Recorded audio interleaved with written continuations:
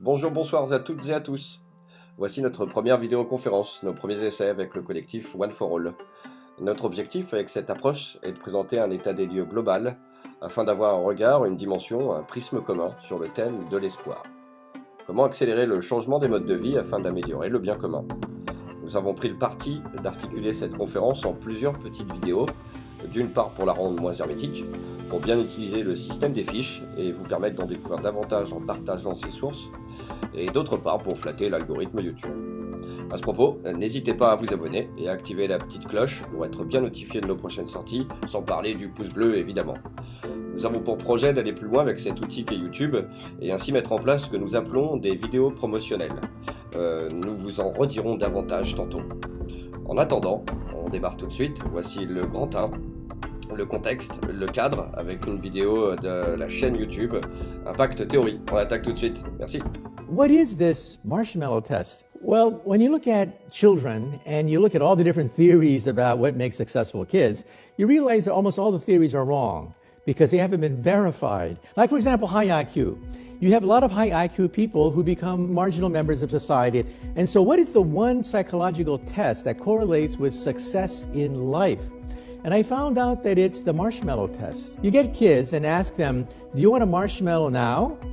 Or 2 marshmallows a few hours from now? And the kids that want the marshmallow now tend to be those that want shortcuts, those that don't want to do the hard work. They want the quick kill. They grab that marshmallow. But the other ones say, no, wait a minute. If I wait 2 hours, I can get 2 marshmallows. I can hold out. There's a pot of gold waiting for me. They're not going to take the shortcut. And so you say to yourself, well, that's a test for kids. But then you track them decade by decade by decade, and you find that they are more successful, they have a lower divorce rate, higher income, higher status in society, that don't want that simple payoff now, but are going to delay gratification into the future. And so I realized that that's the key to success in life, not just science, but in life. Don't take the shortcuts. But can it be taught? Well, part of it is your personality that is formed when you're very young. Okay, let's be very clear about that. But I think that, yes, I think that, for example, it turns out that if you do the same thing with poor children and the same thing with middle-class children, it turns out that poor children will, in general, go for the quick kill because they know that things disappear real fast. If there's money in the house, it's gone in the future. If you can show people that there is a pot of gold out there, that yes, you hold out, you go to college, you'll learn the discipline, there's a pot of gold out there. You can learn to appreciate that fact. What we have in the brain that is different from animals is we understand time. We understand the future. My grandparents came to California 100 years ago. But imagine, back then, life expectancy was 49 years of age. I mean, you were born, you had kids, and died. Life was a bitch. Now we have an increased lifespan. We have all the luxury goods. Instead of yelling out the window, which is what my grandparents did to communicate, we have the internet. And so when you look at it the long term, decade for decade, you realize the enormous progress that we've made. We constantly daydream, we scheme, we plot. We constantly think about what could be. Now let's do an experiment. Go home tonight and teach your dog the concept of tomorrow. Try it. Teach your dog the concept of tomorrow, the next week, the next year, and you realize you can't. Animals live in the present, and that's what I think intelligence is. Intelligence is being able to map the future, simulate the future. So if you get an experiment, people with low IQ and high IQ, put them in the same room, and you give them the same job, rob a bank. You'll find out that the low IQ people probably do a much better job of robbing a bank, plotting the bank robbery, than high IQ people who get all messed up with legal implications and stuff like that. The point is that you can have some very smart robbers because they see the future. And that's what we humans do that animals cannot. We constantly daydream. We constantly create worlds that don't exist. And to me, that's what intelligence is. Some people ask me, well, what is the meaning of life then? And I say to myself that if somebody gives you from up high the meaning of life, it's too easy. I mean, is that all? My attitude is that it's self-discovery. We have to reinvent ourselves. that we have to recreate ourselves, that the meaning of life is rediscovery.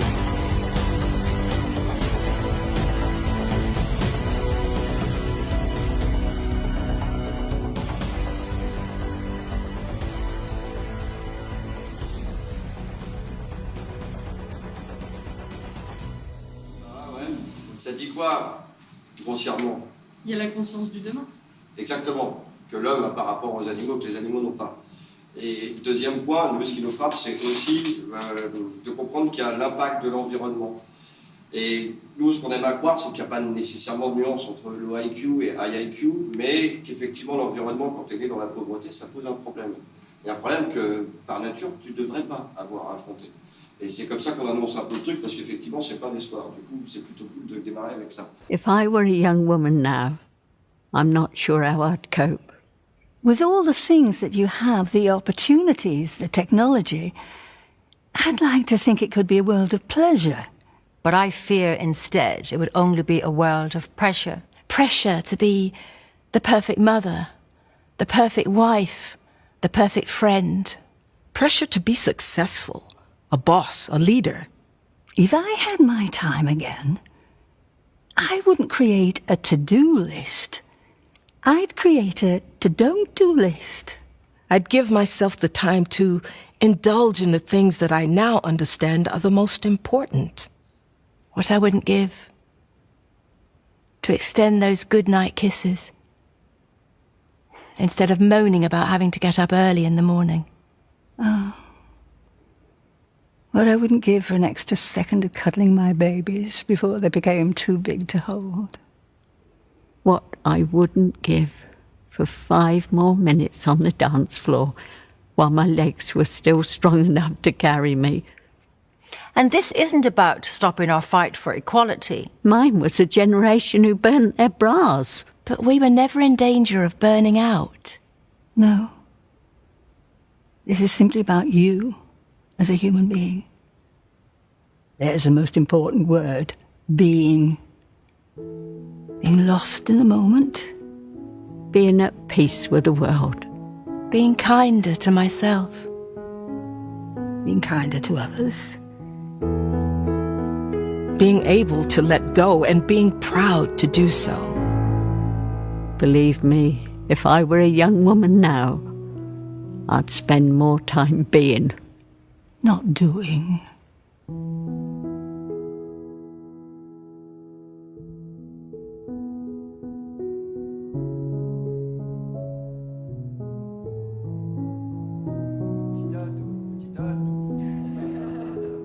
Bon, voilà. Bon, on l'a vu déjà avant. C'est des actrices. Non, je pense pas. C'est vraiment des actrices, mais oui. Non, c'est vrai. Ouais, oui, mais c'est normal que ce soit des actrices, honnêtement, effectivement. Mais en fait, et c'est ça Ouais, que je j'aime pense. beaucoup, c'est que c'est tellement authentique que oui, elles le vivent. Du coup, quand tu parles de toi, bah, ça y va, et si elles voient que c'est du vécu. Et effectivement, c'est pour ça que qu'on a utilisé cette vidéo, parce que, bon, bah voilà, elle marche bien entre les deux, et ça montre bien la confrontation, le sujet sur lequel on veut aller dans le cadre de cette conférence. Vous l'avez tous entendu que vous êtes descendus, effectivement, notre environnement, et là, le présent. Et le présent dit, bah ouais, il faut être audacieux, il faut être un peu désinvolte, puis il ne faut surtout pas oublier que l'environnement, il a un impact sur notre présent. Vous n'êtes pas piégé dans cette course entre le métro boulot dodo. Quand on est à Paris, c'est un peu ça le thème, en fait. Et l'idée, c'est d'arriver à la fin de sa vie et de se dire, oh, merde, j'aimerais retrouver mes petites jambes et pouvoir redanser et faire la ouf comme ça, taguer sur les murs et faire le con, parce que c'est là qu'on se sent vivant. Mais ouais, mais c'est lourd. Et c'est ça aussi la vie. Si j'interprète bien la phrase, il s'agit de savoir si c'est la responsabilité des politiques ou si c'est de la responsabilité des gens qui acceptent. Je pense que c'est un jeu en miroir. Je pense que les foules aveugles, en effet, ont accepté depuis des années de se dessaisir du pouvoir que leur avait donné la démocratie. C'est du misérabilisme de l'impuissance. C'est une forme de on va dire, de paresse entretenue par tout un système. C'est-à-dire que je pense que le principe de la société de consommation et de spectacle est évidemment d'encourager cette paresse et de la faire prospérer, de développer chez les gens les pulsions immédiates. Animales. Oui, bien sûr. Le principe même de la consommation à travers incité par la publicité, c'est ça. C'est de jouer sur les pulsions en activant des stimuli pour justement éviter toute réflexion, tout recul. On est dans la manipulation pure. Quand Patrick Lelay explique que son métier consiste à vendre à Coca-Cola du temps de cerveau humain disponible, il a résumé le fonctionnement de la démocratie aujourd'hui. Bon, qu'est-ce que vous en pensez? C'est assez cru ou ça vous paraît assez juste? C'est ça l'idée du débat, hein, c'est de causer. Sinon, ça, je la connais par cœur. Il y a une expression qu'on n'aime pas. C'est le misérabilisme de l'impuissance. On n'est pas impuissant, et c'est aussi le thème, et c'est pour ça qu'on aime bien quand même le mettre en avant. Et donc l'idée pour nous, c'est jamais de juger, donc c'est d'ouvrir un éventail sur un prisme pour pouvoir avoir une réelle réflexion. Et la réflexion, c'est à vous qu'il appartient de la mener. Mais ça fait partie de la réflexion, effectivement. Du coup, de quoi elle parle crûment? C'est-à-dire, est-ce qu'on est noyé dans les divertissements et est-ce qu'on les accepte? Et il y a un autre point que je mets en avant aussi, qu'on va voir sur une autre façon de le voir après, et je fais attention de ne pas vous les spoiler et de vous donner l'envie, mais là, clairement, elle va parler de notre mode de consommation. C'est ça, et on est pris dans cette espèce de spirale sans fin, où voilà, et on a du mal à se projeter. Mais derrière, elle parle de ce temps de cerveau disponible. On va pas faire valoir la réflexion, et on va aller chercher une espèce de tac, allez, je veux un coca, bim, parce que c'est de ça dont on parle en fait. On va revenir sur ce point-là, si je le zappe, n'hésitez pas à me le dire, mais il y a une vidéo vraiment prévue pour ça.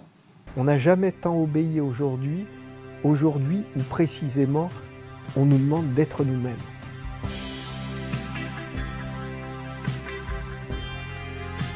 C'est une forme d'obéissance dans laquelle on est prisonnier d'un rapport de force, et c'est le moment où notre obéissance n'est le prix que de notre impossibilité à désobéir. Mais on est prisonnier. Et notre obéissance est le fruit de cette violence, qui peut être une violence économique. Personne ne nous donne des ordres, on n'a pas de maître, et on va aligner nos comportements et nos pensées sur ceux et celles de tous les autres, ceux qu'on appelle les autres. Pourquoi est-ce que tu fais ça? Regarde, tout le monde fait ça. Et ce tout le monde, c'est nous en même temps, mais c'est nous en tant qu'on n'est personne en particulier. C'est une forme d'obéissance horizontale, le conformisme social. C'est très puissant et c'est très reposant parce qu'effectivement, on est pris dans un anonymat un peu cotonneux de tout le monde. Vous pouvez obéir, il y a une très belle expression en français qui dit ça, de votre propre chef. C'est-à-dire que même quand vous obéissez, c'est vous qui commandez. Et c'est vous qui vous commandez à vous-même d'obéir. De telle sorte que le jour où on vous demandera vraiment quelque chose d'inacceptable, d'insupportable, vous pourrez désobéir en toute sérénité en rappelant que c'est toujours moi qui commande et ça, je ne peux pas me le commander à moi-même de le faire. On va obéir parce qu'on va reconnaître la légitimité de celui auquel on obéit. C'est une forme d'obéissance particulière, mais dans laquelle il ne faut pas que l'autre nous déçoive. Parce que s'il n'est pas aussi compétent, s'il n'est pas aussi exemplaire qu'on le dit, à ce moment-là, je récupère ce qu'on appelle le droit de résistance.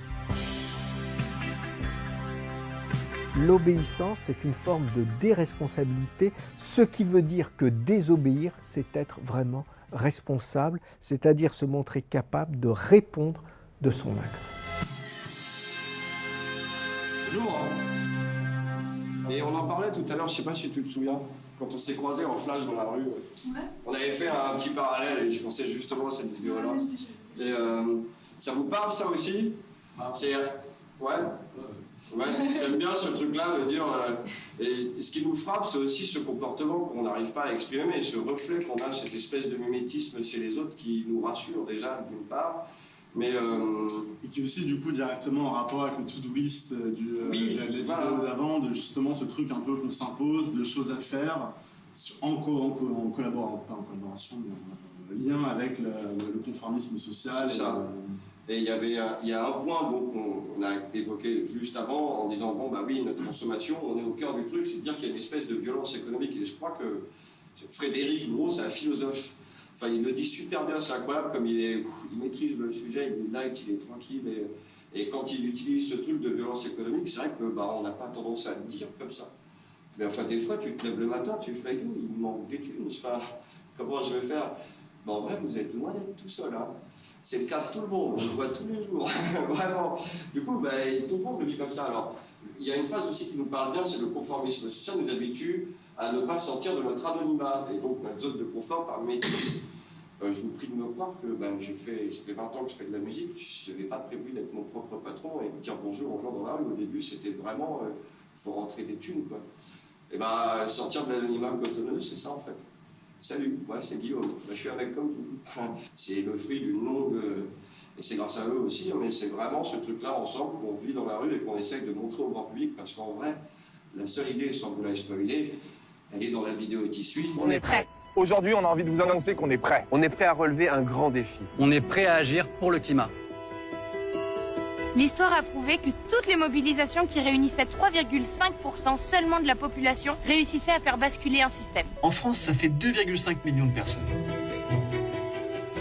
À partir du 15 novembre, on se lance dans le grand défi. Un défi inédit dans l'histoire de l'humanité. Jour après jour, nous avons décidé de relever ensemble ce grand défi. De l'incarner dans nos quotidiens et de nous encourager les uns les autres. On va vous montrer comment on vit ce challenge à travers nos réseaux sociaux. Rejoignez-nous sur la page Facebook On est prêt. On vous expliquera comment on peut vivre ce changement. Pendant 30 jours, on va vous proposer de vivre ensemble des solutions concrètes. Et on va vous expliquer pourquoi on les a choisis. Devenir zéro déchet, rejoindre une asso, aller dans une banque qui ne finance pas les projets fossiles, diminuer la viande ou encore baisser le chauffage. Si on réussit à relever ce défi, on pourra raconter à nos gosses et aux gosses de nos gosses que grâce à nous, on a pu préserver la vie sur Terre. Mais pourquoi je changerais moi, puisque tout le monde s'en fout du climat? Bon, déjà, t'es pas tout seul. On est des millions à changer. Et en vrai, chaque jour, on est de plus en plus nombreux et surtout, on est partout. Imaginez la chance qu'on a. On est la génération qui peut changer le monde. Tu deviens un acteur de ce changement, un héros de l'histoire. Alors, est-ce que t'es prêt? Parce que nous, on est prêts. Bon, je crois que c'est assez clair. Du coup, vous êtes prêts ou pas, sérieux? Mais en vrai, mais c'est ça, et il le dit bien, putain, il faut sortir de l'anonymat. Bah ouais, c'est pas facile. Et ça nous a pris aussi du temps, parce que bah, il faut avoir un numéro de SIRET, il faut prendre l'administration, puis il faut gérer, puis t'as un grand garçon, puis c'est 7 responsables. Et ouais, fait chier, c'était bien de faire le con aussi. Bon bah voilà, il me dit, est-ce que vous êtes prêts et prêtes? C'est ça la question, c'est comment on fait, qu'est-ce qu'on fait, on fait quoi? Bah merci d'être venu voir une conférence, vous l'aviez prévu aujourd'hui? Bah non, bah voilà. Est-ce que vous suivez ça? Est-ce que vous avez ça sur vos réseaux sociaux? Est-ce que vous les suivez? Est-ce que vous avez été sur le site? Est-ce que vous avez checké ce qu'il énonce et ce qu'il invite les gens à checker? Allez le faire, c'est super lourd. Et en vrai, c'est que tu l'as avec toi tous les jours, sur ton bigot, tu dors avec. Donc tu peux faire tout ça dans ton quotidien au lieu de checker, enfin, tout en checkant tout le reste, mais vu qu'on check 17 000 fois Facebook et Instagram, bah, il y a des supports qui existent. C'est aussi ce qu'on va vous présenter au fur et à mesure. Et donc les intégrer à notre quotidien, bah, c'est agir. Ce qui nous manque, c'est vraiment ça. C'est ce reflet, les résultats. Parce qu'agir, quand il va vous énoncer le truc, vous faites ouais, grave, lourd, allez, c'est parti. Mais il faut, pour continuer à s'inspirer et à partager, il faut qu'on ait un recul sur ce qu'on a réussi à faire, les résultats. Bientôt la fin de notre civilisation. Bah oui, c'est pas une blague, c'est même la NASA qui le dit. La cause, nous. Selon cette étude, si on continue comme ça, on va disparaître d'ici quelques décennies. Et oui, j'ai bien dit décennies. Les scientifiques de l'Agence spatiale américaine prennent exemple sur d'anciennes civilisations disparues, comme les empires romains ou mésopotamiens. Le processus d'élévation et d'effondrement d'une civilisation serait donc un cycle récurrent dans l'histoire de l'humanité. Depuis 5000 ans, toutes les civilisations craquent lorsque les hommes surexploitent leurs ressources ou lorsque les inégalités se creusent entre les riches et les pauvres. En fait, les riches de moins en moins nombreux, mais toujours de plus en plus riches, entraînent la disparition des travailleurs qui sont trop pauvres pour se nourrir et donc notre civilisation industrielle disparaît. L'autre scénario envisagé, qui conduit lui aussi à notre perte, c'est la trop grande exploitation des ressources terrestres qui entraîne la disparition des populations pauvres et par conséquent des riches. Et oui, quand les pauvres disparaissent, les riches disparaissent aussi parce qu'ils dépendent des pauvres qui produisent pour vivre. Donc pour survivre, c'est pas si compliqué, il faut mieux répartir les richesses et baisser notre consommation des énergies non renouvelables. Bref, trop d'inégalités, surconsommation, nous serions donc responsables de notre disparition.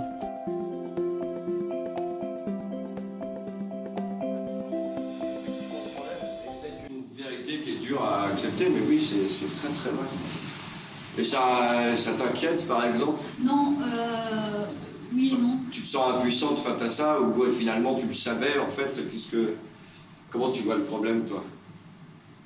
Je vois Comment le tu le problème ressens? de façon assez logique en fait, mais pour moi le truc qui contraste entre cette vidéo et celle d'avant, parce que j'essaye de faire le lien en fait entre ce que vous présentez, parce que dans différentes vidéos j'en ai vu plusieurs, là, ce que vous présentez, j'essaye de comprendre le chemin que vous prenez.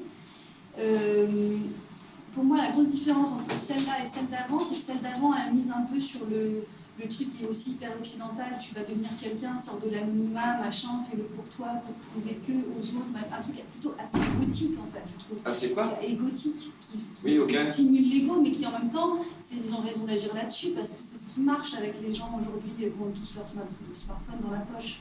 Mais c'est pas ce qui va marcher ailleurs, pour comprendre ce problème de fin de civilisation, où là, par contre, quand tu comprends ça vraiment dans ton intérieur profond, tu vas pas faire les choses pour ta gueule ou pour prouver que, coucou, c'est moi, je suis sortie de l'anonymat, t'en as rien à foutre en fait, parce que du coup, tu rentres dans une autre logique vachement plus profonde. Et donc, c'est... En fait, le rapport, c'est sur ce que tu disais tout à l'heure, sur justement comment est-ce qu'on peut aujourd'hui amener quelqu'un à penser comme ça, où tu disais, mais comment est-ce qu'on peut intérioriser toute la philo qui suit derrière, conscientiser ça. Normalement, il faut passer par des biais qu'on ne peut pas, justement, comme tu disais, par rapport à l'ego. Peut-être que justement, peut-être qu'en passant par l'ego, au final, tu auras justement, même après, au niveau de la... C'est du fil d'évolution psychologique, il faut bien commencer quelque part. Ah ouais, non, mais c'est clair. Tout l'intérêt justement d'aller à l'essentiel, utiliser les trucs qu'on a tous les jours avec nous, comme justement les smartphones, les réseaux sociaux, les applications.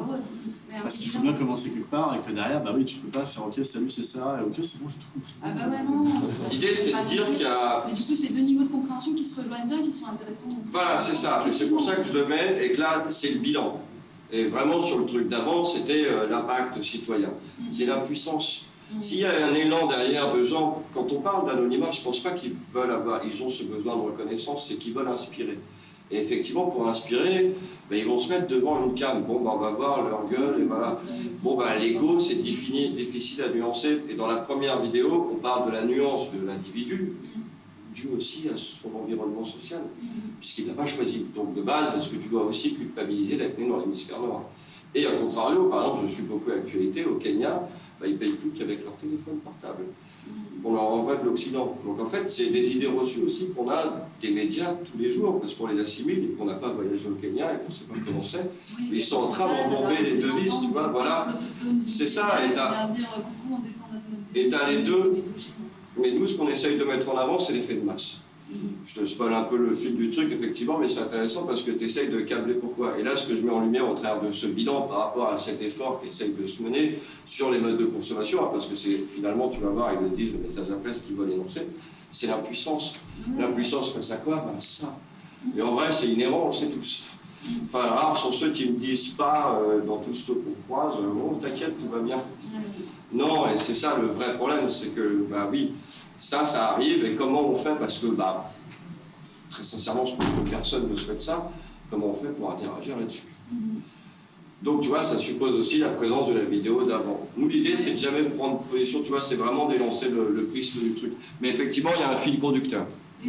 Un point sur les progrès. C'était important, avant de continuer sur l'avancée du fil conducteur et de ce qu'on va vous présenter, c'était important, là, on vient de faire un bilan, de voir aussi depuis 20-30 ans, ce que ça a donné, donc les progrès qu'on en a fait aussi, parce que l'aspect positif, on n'en parle pas beaucoup.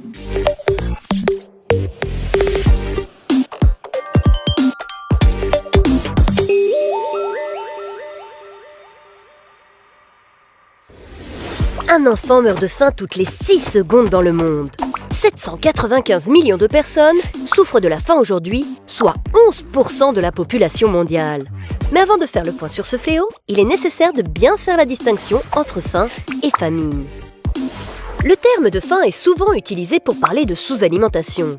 Les Nations Unies ont fixé à 1800 calories par jour et par adulte le seuil en dessous duquel un individu est considéré comme sous-alimenté. La famine, elle, est déclarée dès lors que plus de 20% de la population d'une région a un accès très limité à la nourriture de base, que le taux de mortalité est supérieur à 2 personnes pour 10 000 par jour et qu'une malnutrition aiguë touche plus de 30% de la population. Aujourd'hui, les pays en développement sont particulièrement touchés. Une personne sur 7 souffre de sous-alimentation. En Afrique subsaharienne, plus d'1 personne sur 4 reste chroniquement sous-alimentée et c'est l'Asie, région la plus peuplée du monde, qui compte le plus d'affamés. 526 millions. Depuis fin 2016, la famine sévit dans 4 pays. Le Nigeria, la Somalie, le Soudan du Sud et le Yémen et menace 20 millions de personnes. La faim tue, mais pas seulement. Au-delà des conséquences psychologiques dramatiques, les carences alimentaires affaiblissent les individus et les rendent plus vulnérables aux maladies et aux infections, comme le choléra par exemple. Chez les enfants, la faim est également responsable de graves retards de croissance et de développement, laissant des générations entières sensibles aux maladies. Elle cause aussi des problèmes de fertilité, voire de stérilité. Enfin, la faim provoque l'exode des populations. Au Soudan du Sud, par exemple, 550 000 personnes ont quitté leur pays pour tenter de survivre dans des camps de réfugiés à l'étranger. La sécheresse et les conflits armés sont les principaux responsables de la faim dans le monde. Priver une population de nourriture est un instrument de guerre. Pourtant, tout n'est pas si noir. La faim dans le monde a reculé. Elle touchait 18,6% de la population mondiale au début des années 1990. Elle a baissé de 7 points aujourd'hui. C'est toujours trop. Et pour cause, l'Organisation des Nations Unies a délivré un message alarmant en février 2017. Les pressions sur les ressources naturelles de plus en plus intenses, les inégalités qui continuent de se creuser et les répercussions négatives du changement climatique compromettent la capacité de l'homme à se nourrir par lui-même à l'avenir, souligne l'organisation. Alors, quelles solutions peuvent être envisagées pour essayer d'endiguer ce fléau ? Si l'aide humanitaire a certes un impact sur la lutte contre la faim, son action dépend des choix politiques et de l'implication des gouvernements eux-mêmes. La stabilité politique est la première condition pour créer un modèle d'agriculture durable qui inclut les populations locales, pour élaborer des projets de développement et réduire ainsi la pauvreté et l'insécurité alimentaire. Mais à notre échelle, il est aussi possible d'agir. 1/3 de la nourriture produite chaque année dans le monde destinée à la consommation humaine est perdue ou gaspillée. Or, le gaspillage alimentaire accapare 28% de nos terres agricoles. Une surface qui pourrait servir à alimenter les 795 millions de personnes sous-alimentées. Soyons vigilants, rien ne sert de nourrir nos poubelles. Vous avez câblé la fin, ce qu'elle dit à la fin. En gros, elle commence le truc en te disant qu'il y a 795 millions de personnes, si je m'abuse, c'est ça. Et elle t'explique que ce qu'on jette, ça correspond à ça. Enfin merde quoi, enfin... Et le premier point aussi est important, c'est vrai qu'on n'en parle pas, mais il faut quand même le constater, le niveau de vie a augmenté, la faim dans le monde a quand même diminué. Bon bah c'est cool, et les aspects positifs, c'est bien, les énoncer, ça donne envie. C'est toujours être dans le down, c'est toujours plus facile en fait.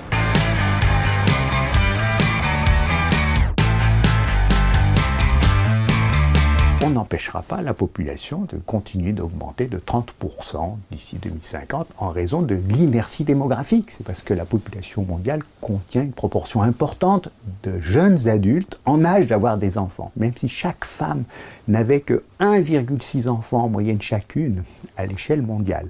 Donc une baisse immédiate très importante. Il n'en résulterait pas un arrêt de la croissance démographique tout de suite. Pourquoi ? Parce qu'il y a nettement plus de naissances que de décès. Et donc, il faut se faire à l'idée qu'on sera un peu plus nombreux.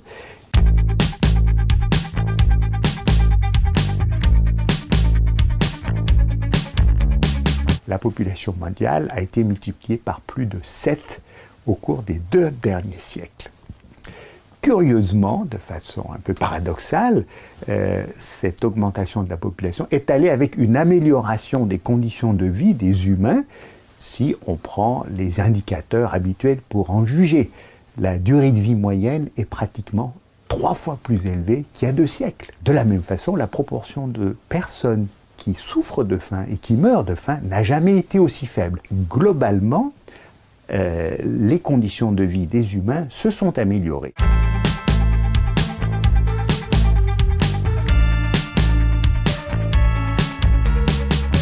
Le défi, c'est de vivre à 10 milliards demain, en 2050, aussi bien sinon mieux qu'aujourd'hui, tout en pesant moins sur les ressources et l'environnement. Arrêter la croissance démographique tout de suite, ce n'est pas à notre portée. La question n'est pas tellement celle du nombre des humains, c'est celle des modes de vie. On peut et on doit tout de suite les modifier pour qu'ils soient plus économes en ressources, plus respectueux de l'environnement. Et ça, c'est à notre portée et tout de suite. Bon, c'est la fin qui est très importante, mais effectivement, ça casse aussi une idée reçue. Être à 10 milliards, c'est pas nouveau. Est-ce que vous saviez qu'on pouvait être 10 milliards sans bouffer les ressources naturelles si on gère nos modes de vie? Et c'est cette dernière phase qui nous semble à nous très importante. C'est gérer nos modes de vie, c'est nos modes de consommation. Ça vous parle, ça? Ça semble cohérent, je pense. C'était aussi pour casser un peu cette idée reçue qu'on avait souhaité emmener ce débat là-dessus parce que c'est important pour la société. Donc pour bien voir le contexte, c'était important dans cette idée-là, le paradoxe de la faim, qu'est-ce que c'est?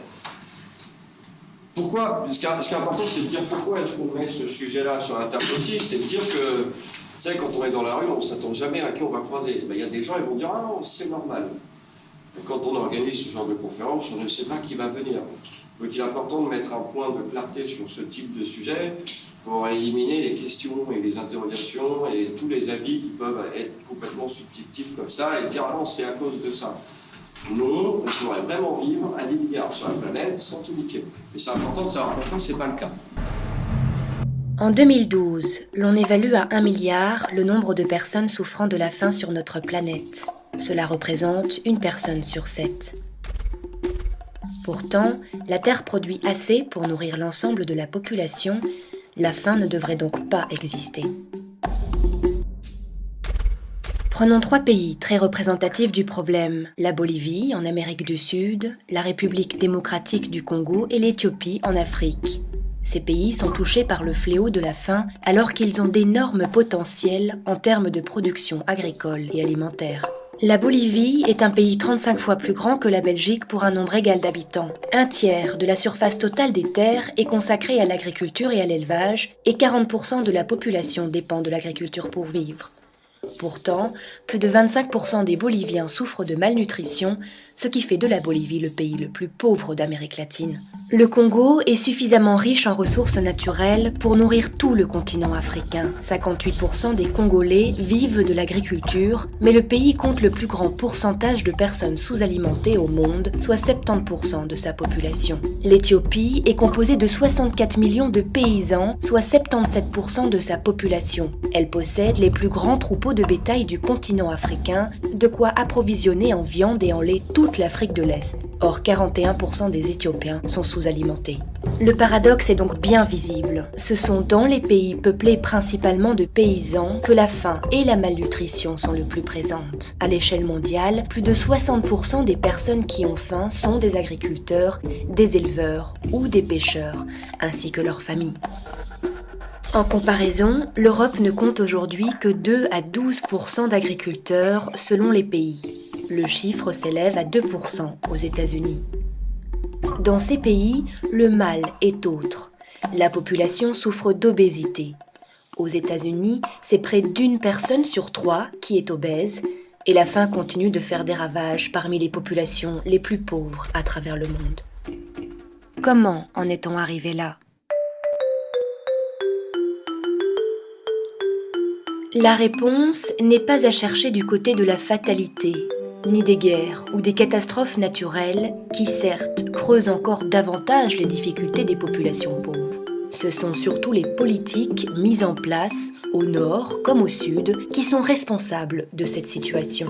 Les politiques commerciales, tout d'abord. Avec la diminution, voire l'absence de taxes et de quotas aux frontières, les produits de l'agriculture circulent de plus en plus librement entre les marchés des pays pauvres et ceux des pays riches. C'est la libéralisation des échanges. Les grosses exploitations agricoles du Nord disposent de tracteurs et d'outils mécanisés, d'engrais à des prix accessibles et bénéficient de financements et de subventions. Les paysans du Sud sont pauvres. Ils n'ont souvent que leurs mains, une houe et un arrosoir, quand ils ont la chance d'avoir accès à l'eau. Ils ne bénéficient d'aucune subvention, peinent à accéder à des engrais et à des semences de qualité, parfois même, ils n'ont pas d'accès garanti à la terre. Voyons l'exemple de la production laitière. Une vache africaine produit 1 à 5 litres de lait par jour. À côté, une vache européenne en produit entre 25 et 30. Les mettre sur le même marché mondial, à travers la libéralisation des échanges, c'est mettre un poids plume contre un poids lourd. Les politiques agricoles jouent donc aussi un rôle dans cette lutte inégale. Dans les pays industrialisés, l'agriculture s'est développée grâce à des politiques agricoles fortes et ambitieuses qui ont permis à ces pays de devenir autosuffisants et même excédentaires. Aux États-Unis, le budget réservé à l'agriculture américaine, dont on sait qu'elle occupe 1 à 2% de la population, s'élève encore aujourd'hui à 95 milliards de dollars. Dans l'Union européenne aussi, le budget de la PAC, la politique agricole commune, reste une part importante du budget européen. Et même si elle a été considérablement affaiblie ces dernières années, la PAC est souvent la première source de revenus des agriculteurs. Il n'empêche, en Bolivie, au Congo comme en Éthiopie, les politiques ont délaissé le secteur agricole. Là-bas, les gouvernements ne consacrent que peu, voire pas d'argent à l'agriculture et les paysans ne bénéficient quasi d'aucun soutien.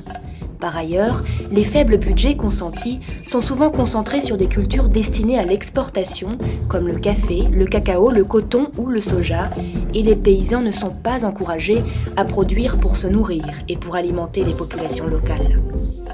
Toutes ces politiques ont rendu les pays pauvres, pourtant si largement peuplés de paysans, complètement dépendants des importations alimentaires en provenance des pays industrialisés ou émergents.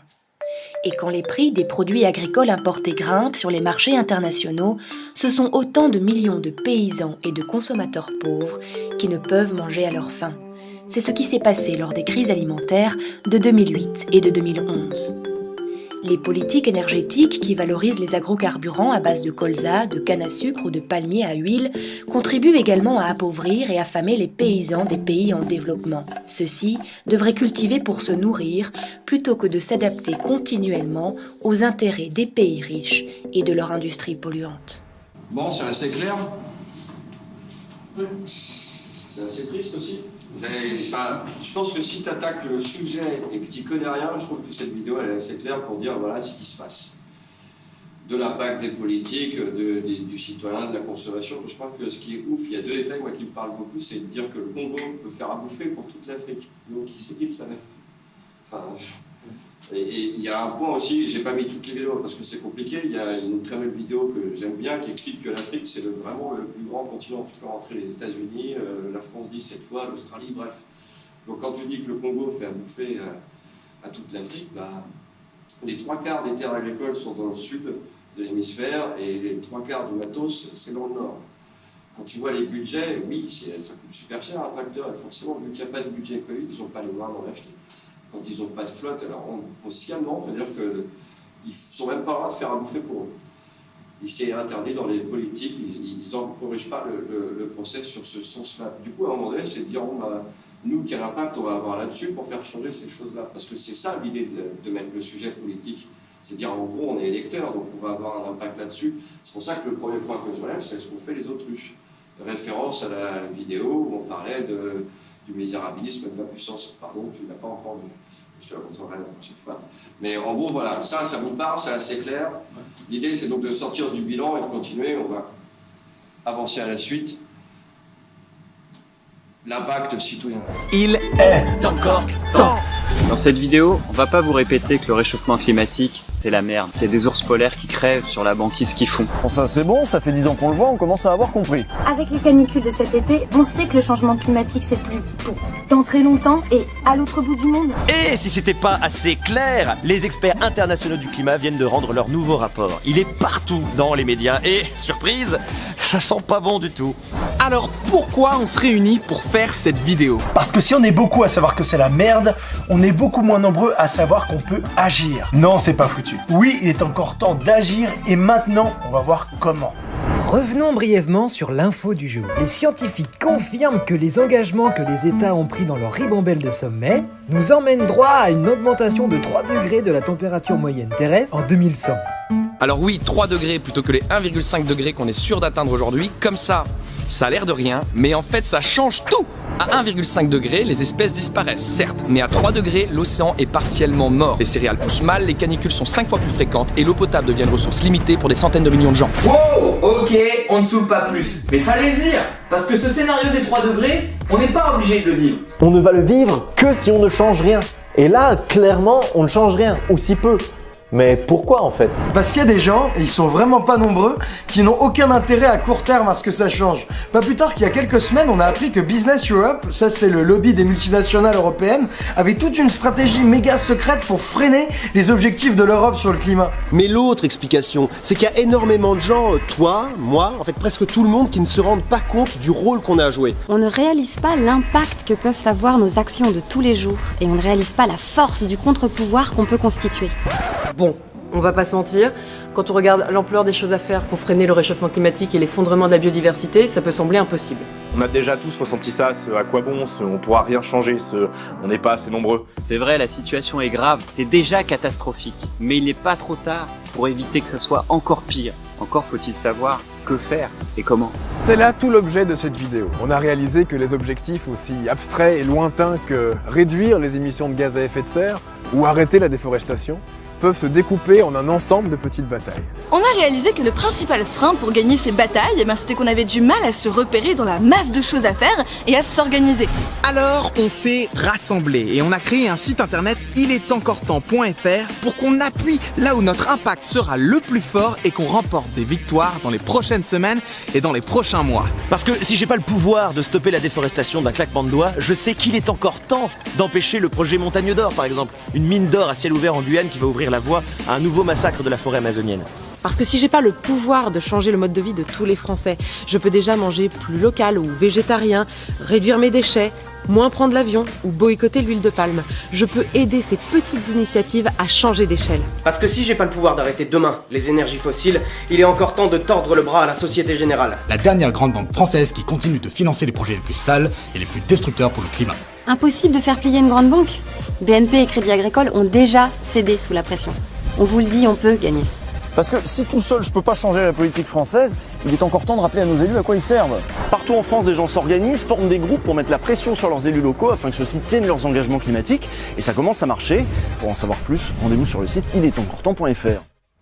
Bon, vous en pensez quoi? Évidemment, c'est super bien. En gros, quand on décide de sortir de l'anonymat, c'est pas pour essayer de trouver un besoin de reconnaissance, c'est pour inspirer plein d'autres gens. Et le rapport avec le bilan qu'il y avait juste avant, c'était de dire, faut aller chercher nos politiques, parce que, qui c'est qui valide qu'on fait valoir le paradoxe de la fin? Fin, voilà, tout est là. Du coup, l'impact citoyen, c'est lourd. Maintenant, ça répond pas nécessairement à toutes les questions, il y en a tellement à aborder que on se sent noyé là-dedans, puis après, ta journée de travail, tu rentres chez toi, t'as la flemme. Et ils le disent aussi très bien, parce que vous saviez qu'on avait fait plier la BNP et le Crédit Agricole. Sur quel sujet? Parce que ces infos-là, ça serait pas super charmé de les mettre en avant pour vraiment avoir ce truc de se dire, en fait, on sent un pouvoir, ils ont fait ça à combien? Si eux peuvent le faire, moi aussi, en fait.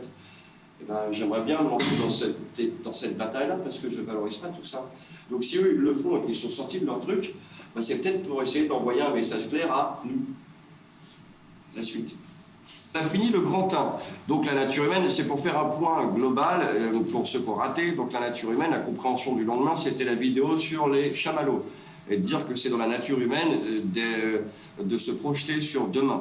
Et ça avait fait dégager le point sur l'anxiété financière, puisque l'exemple, c'était la banque. Il aurait pu en prendre un autre, il a pris celui-ci.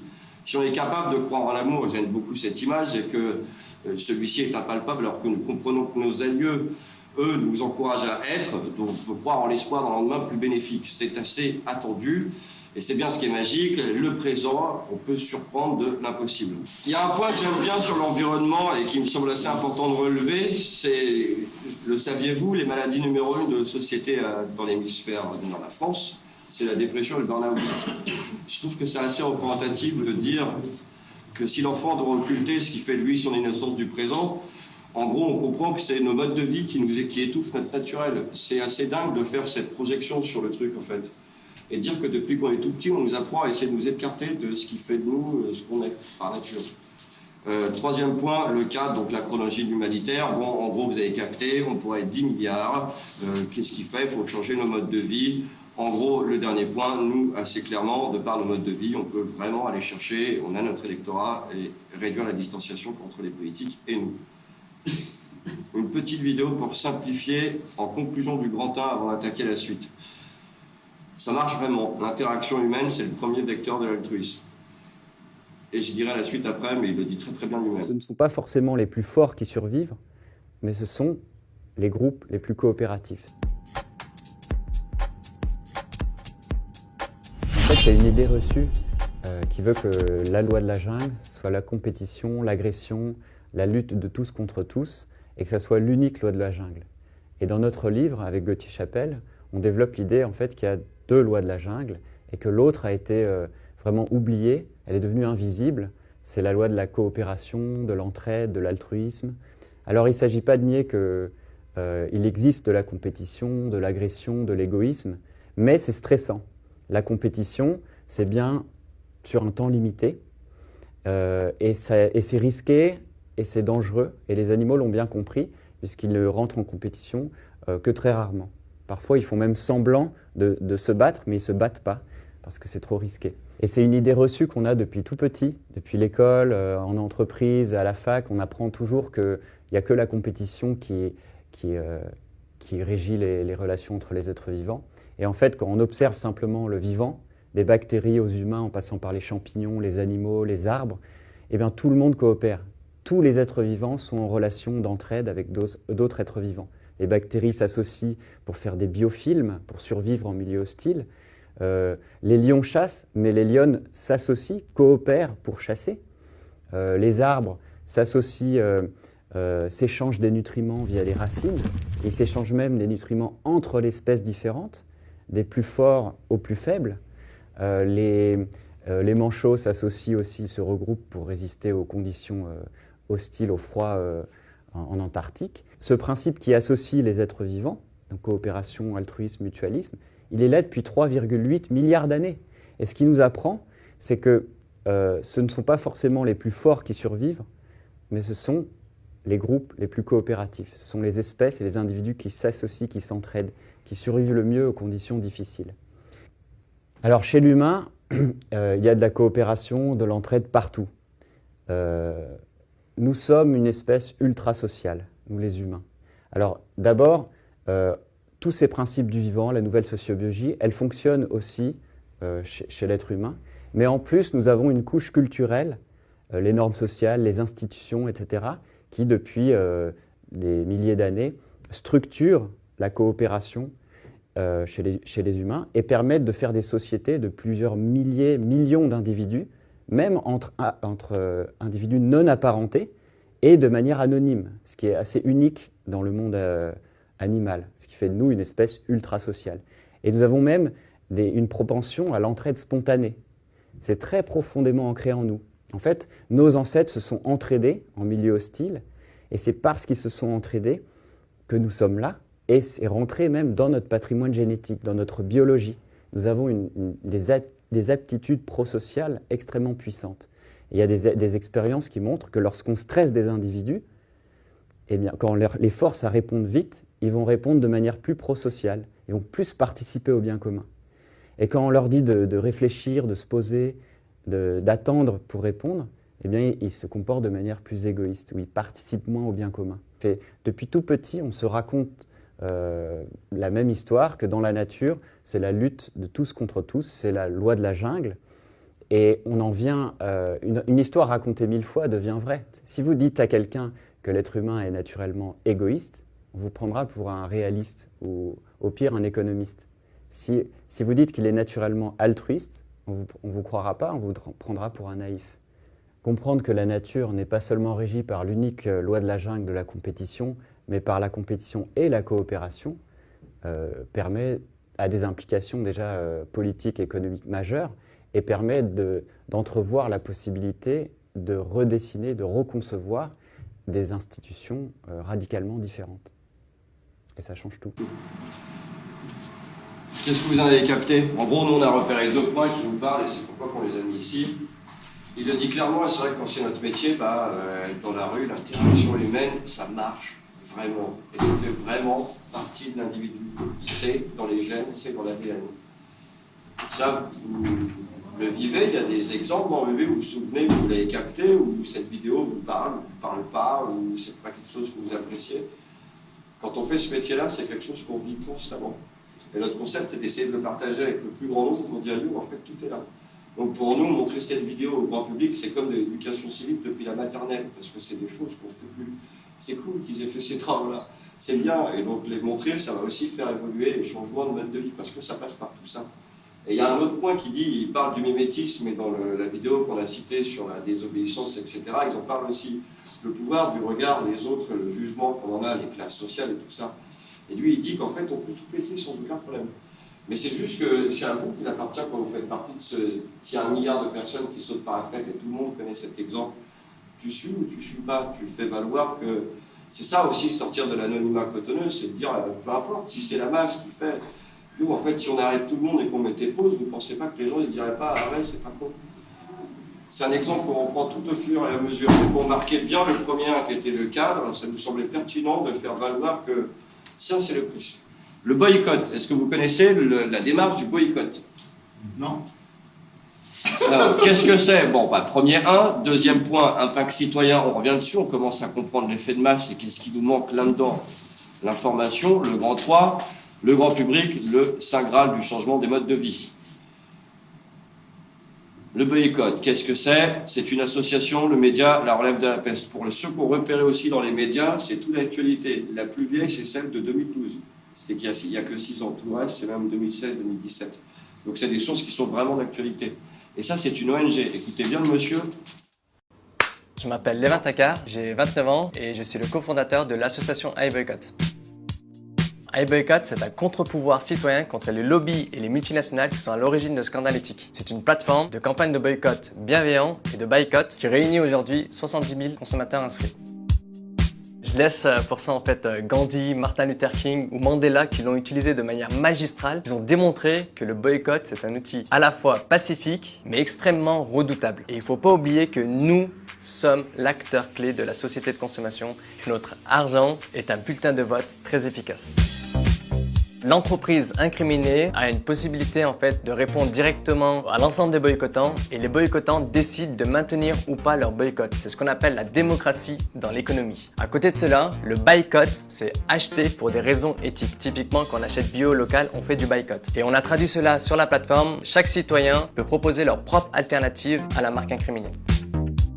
On touche absolument tous les domaines, l'écologie avec l'U sur l'huile de palme, Petit Navire, Coca-Cola, l'évasion fiscale, par exemple Starbucks ne paye pas d'impôts depuis 2004, d'impôts sur les sociétés, le bien-être animal bien évidemment, Marineland, une campagne qui a été lancée par Sea Shepherd France, Intermarché sur l'usine d'Émile Vaux, les conditions de travail avec par exemple H&M et bien d'autres que vous trouverez directement sur le site internet. Il y a 3 catégories d'entreprises, ceux qui répondent, ceux qui refusent le dialogue et ceux qui convainquent la majorité des boycottants.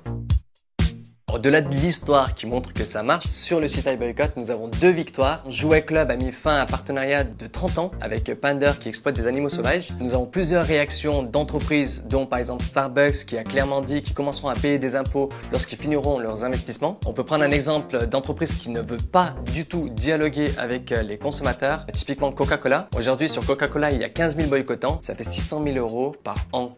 Et ça parle aux chargés de communication, au marketing. Et c'est là qu'on peut faire un déclic, faire évoluer les mœurs. Comment soutenir iBoycott? C'est très simple. 2 actions. S'inscrire sur www.i-boycott.org car unis, nous sommes le changement. Et soutenir avec un petit don déductible l'association. Boycotter seul, c'est bien. Ensemble, c'est le contre-pouvoir. Avec bienveillance, c'est le changement. Merci. Bon, tout est dit. Vous connaissiez le boycott? Ouais. Ouais. Est-ce que vous boycottez? Ouais. Vous boycottez quoi? Nike. Moi, j'aime pas les clopes. Non, sérieux, vous avez des boycotts en cours, vous suivez cette ONG ou pas du tout? Parce que c'est une ONG, il y a un point qui est important, il dit qu'il y a 70 000 personnes. Je la connaissais pas, mais franchement, ça vaut le coup d'aller chercher un peu. Nous, ça nous semble énervé, mais en fait, ce qui nous parle, c'est de se dire, tiens, je ne savais pas qu'à H&M, il y avait des bugs. Enfin, voilà, on ne peut pas tout savoir. On peut pas être blanc comme neige non plus. L'idée, c'est pas de se pointer du doigt, c'est surtout d'essayer de capter qu'en fait, on peut aussi intégrer dans nos vies une espèce de combat sans se dire « yo, j'y suis pour rien ». C'est ça aussi l'idée, c'est pas... C'est pas de demander blanc comme neige. Voilà, on n'est pas pris en otage, et on n'accepte pas. Et du coup, comment on fait pour se combattre là-dessus? Parce qu'en vrai, on est tous habillés comme ça, et c'est pas de notre faute, la mondialisation, s'ils ont été envoyés. Il y a dans d'autres vidéos, ils le disent également. Mais il y a un exemple qu'on utilise bien et qui en parle bien. Quand la RATP faisait grève dans les années 2000, on disait oui, on prend encore en otage, machin, et on subit parce que tu mets 4 heures pour aller bosser. Il y a tellement de sujets qu'on ne sait même pas. Et effectivement, quand tu le sais, tu peux agir autrement. Ça change tout. Coca-Cola, 600 000 €. Juste grâce aux boycottants sur les 70 000 personnes qui suivent l'ONG. Pour rappel, nous sommes 66 millions. Et on a mis des vidéos dans ce ordre-là parce que plus ça va aller, plus on va monter en puissance, plus vous allez voir que c'est plutôt lourd en parler, en fait. La suite en images. Nous, en tant qu'êtres humains, on est en train de se tuer. C'est fou, on est en train de se tuer nous-mêmes et on fait rien.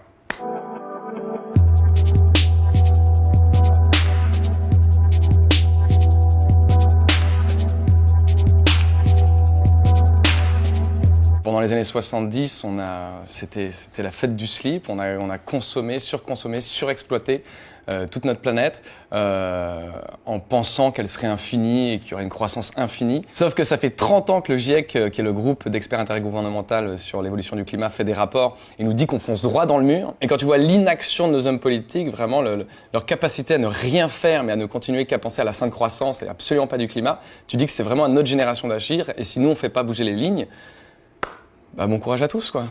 Bon, c'était assez court, mais j'ai fait exprès parce qu'après, il dit plein d'autres choses, il donne plein d'autres exemples qu'on a déjà énoncés. Il dit un truc au début qui me parle, il dit on fait rien. Est-ce qu'on fait rien? Enfin, vous ne faites rien, vous n'avez rien envie de faire. Enfin, je sais qu'on n'est pas beaucoup, mais l'idée c'est aussi de faire rien. Mon choc là-dessus, c'est de dire on fait rien. Non, j'ai envie de faire un truc, mais je fais quoi?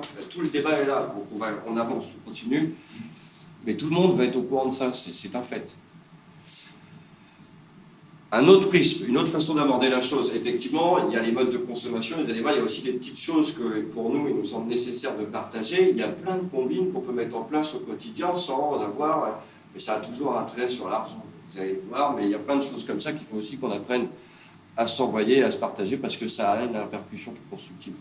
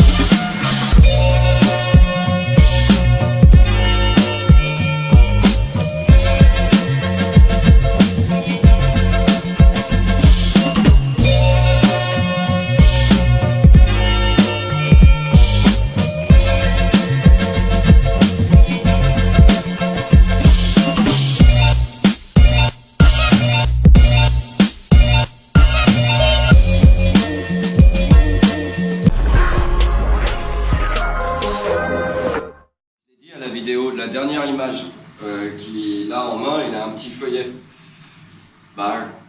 Les ONG font ça tout le temps. Ça fait partie des infos qu'on peut tous aller chercher au quotidien. Il y a des choses que vous faites dans cette vidéo, que vous avez intégrées dans votre quotidien. Ouais, c'est quoi? Utiliser une boule à thé, prendre des douches, pas utiliser de voiture, enfin je sais pas, il y a plein de trucs. C'est les 3 seuls que je fais. Déjà, la boule à thé, parce que bon voilà, pas de voiture parce que t'es à Paname et j'ai pas de baignoire. Du coup, je prends des douches. Mais ça, faut savoir me dire, je suis pas blanc comme neige, merde. Donc moi, j'aime bien avoir ça parce que ça me fait un rappel. Yo, mec, tu pourrais mettre ça en place. Fais-le, t'attends quoi? Et voilà, et du coup, mettre le petit autocollant pas de pub sur ma boîte aux lettres, c'est moi le fautif. Vous savez quoi, on est nos pires juges. C'est ça qu'on veut mettre en lumière. C'est à nous de nous prendre par la main et d'aller le faire. Ouais, mais quand quelqu'un est dans la rue et qui te dit bonjour, il ne te juge pas. Il provoque un peu le truc. Du coup, moi, voir cette vidéo, ça me fait du bien. Du coup, j'aime bien la partager. C'est plutôt badass. Et si ça vous parle, lourd, c'est pas la suite.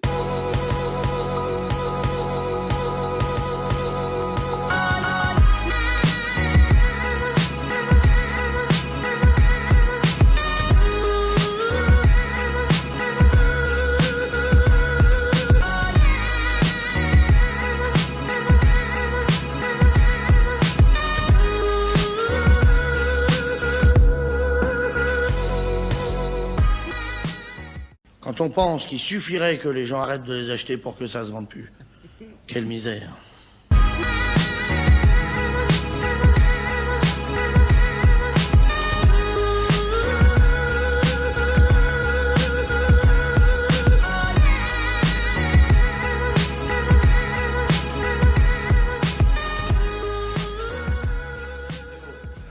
Vous avez tous capté? Non. Bah Coluche, il a dit tellement bien que tout est là, quoi. Et pourtant, c'est des choses qu'on sait depuis 30 ans, mais qu'on a acquiescé, qu'on a intégré dans nos mœurs parce que c'était comme ça. Monsieur que j'aime beaucoup. Et le titre est assez bien le grand public, le saint graal du changement des modes de vie. Si depuis tout à l'heure on présente qu'il y a plein de gens qui essayent de venir vous lancer un message au grand public, c'est peut-être qu'il y a une raison. Parce qu'en fait, ce qu'on voit, c'est que là, lui, il parle de 70 000 personnes pour iBoycott, ça va vraiment monter en puissance sur la suite. Lui, il a été cherché, il va vous le dire très bien, lisez bien le début. La situation actuelle est intenable. Une croissance exponentielle dans un monde fini ne peut pas durer éternellement.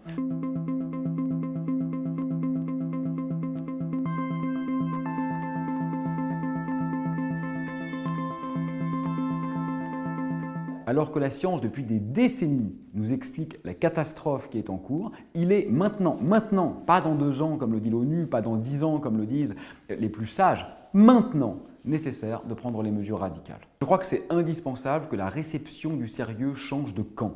On ne peut pas continuer à donner l'image d'écologistes qui sont des doudingues, qui sont des rêveurs, qui sont des idéologues ou des idéalistes, tandis que les économistes néolibéraux seraient les hommes sérieux en costume cravate. Soyons clairs, être devant le gouffre et accélérer, ce n'est pas sérieux. Et c'est ce que nous recommandent, pas tous, mais un certain nombre d'économistes, c'est en tout cas le dogme dominant à l'heure actuelle. Je crois qu'il faut quand même rappeler que pour nous autres, être vivants, membres de la grande tribu des vivants, la seule attitude sérieuse, c'est précisément de tenter de continuer à sauvegarder la vie. Aujourd'hui, pratiquement plus personne ne doute de la réalité et de la dramaticité, pourrait-on dire, du changement climatique. Plus personne ne doute de l'extinction des espèces. Il n'y a presque plus de négationnistes. Ils sont ridicules, ils sont discrédités. Donc nous savons qu'un génocide contre la vie est en cours et pourtant nous ne faisons rien. C'est comme ça, pourrait-on dire. Donc la seule manière de nous sauver aujourd'hui, c'est que les dirigeants, c'est leur rôle, c'est pour ça que nous leur déléguons notre pouvoir, c'est pour ça que nous les élisons. Il faut donc qu'ils assument leurs fonctions et qu'ils nous sauvent. Ils sont très exactement là pour ça. S'ils ne le font pas, ils ne servent à rien. On ne peut plus accorder notre confiance à un pouvoir politique qui ne ferait pas de l'écologie sa priorité parce qu'un tel pouvoir nierait la vie en elle-même. On ne peut pas être gouverné par des gens qui nient la vie, c'est pas possible, personne ne souhaite ça. Donc nous avons voulu rappeler dans cette tribune que toute politique qui n'était pas prioritairement écologique était aujourd'hui caduque, parce qu'elle était tout simplement un crime contre l'avenir. Je pense qu'il faut des mesures coercitives. On ne peut pas continuer à faire semblant de laisser entendre que tout est compatible avec tout. Une croissance débridée n'est pas possible sans avoir des conséquences dramatiques sur la vie sur Terre, la vie humaine et la vie animale.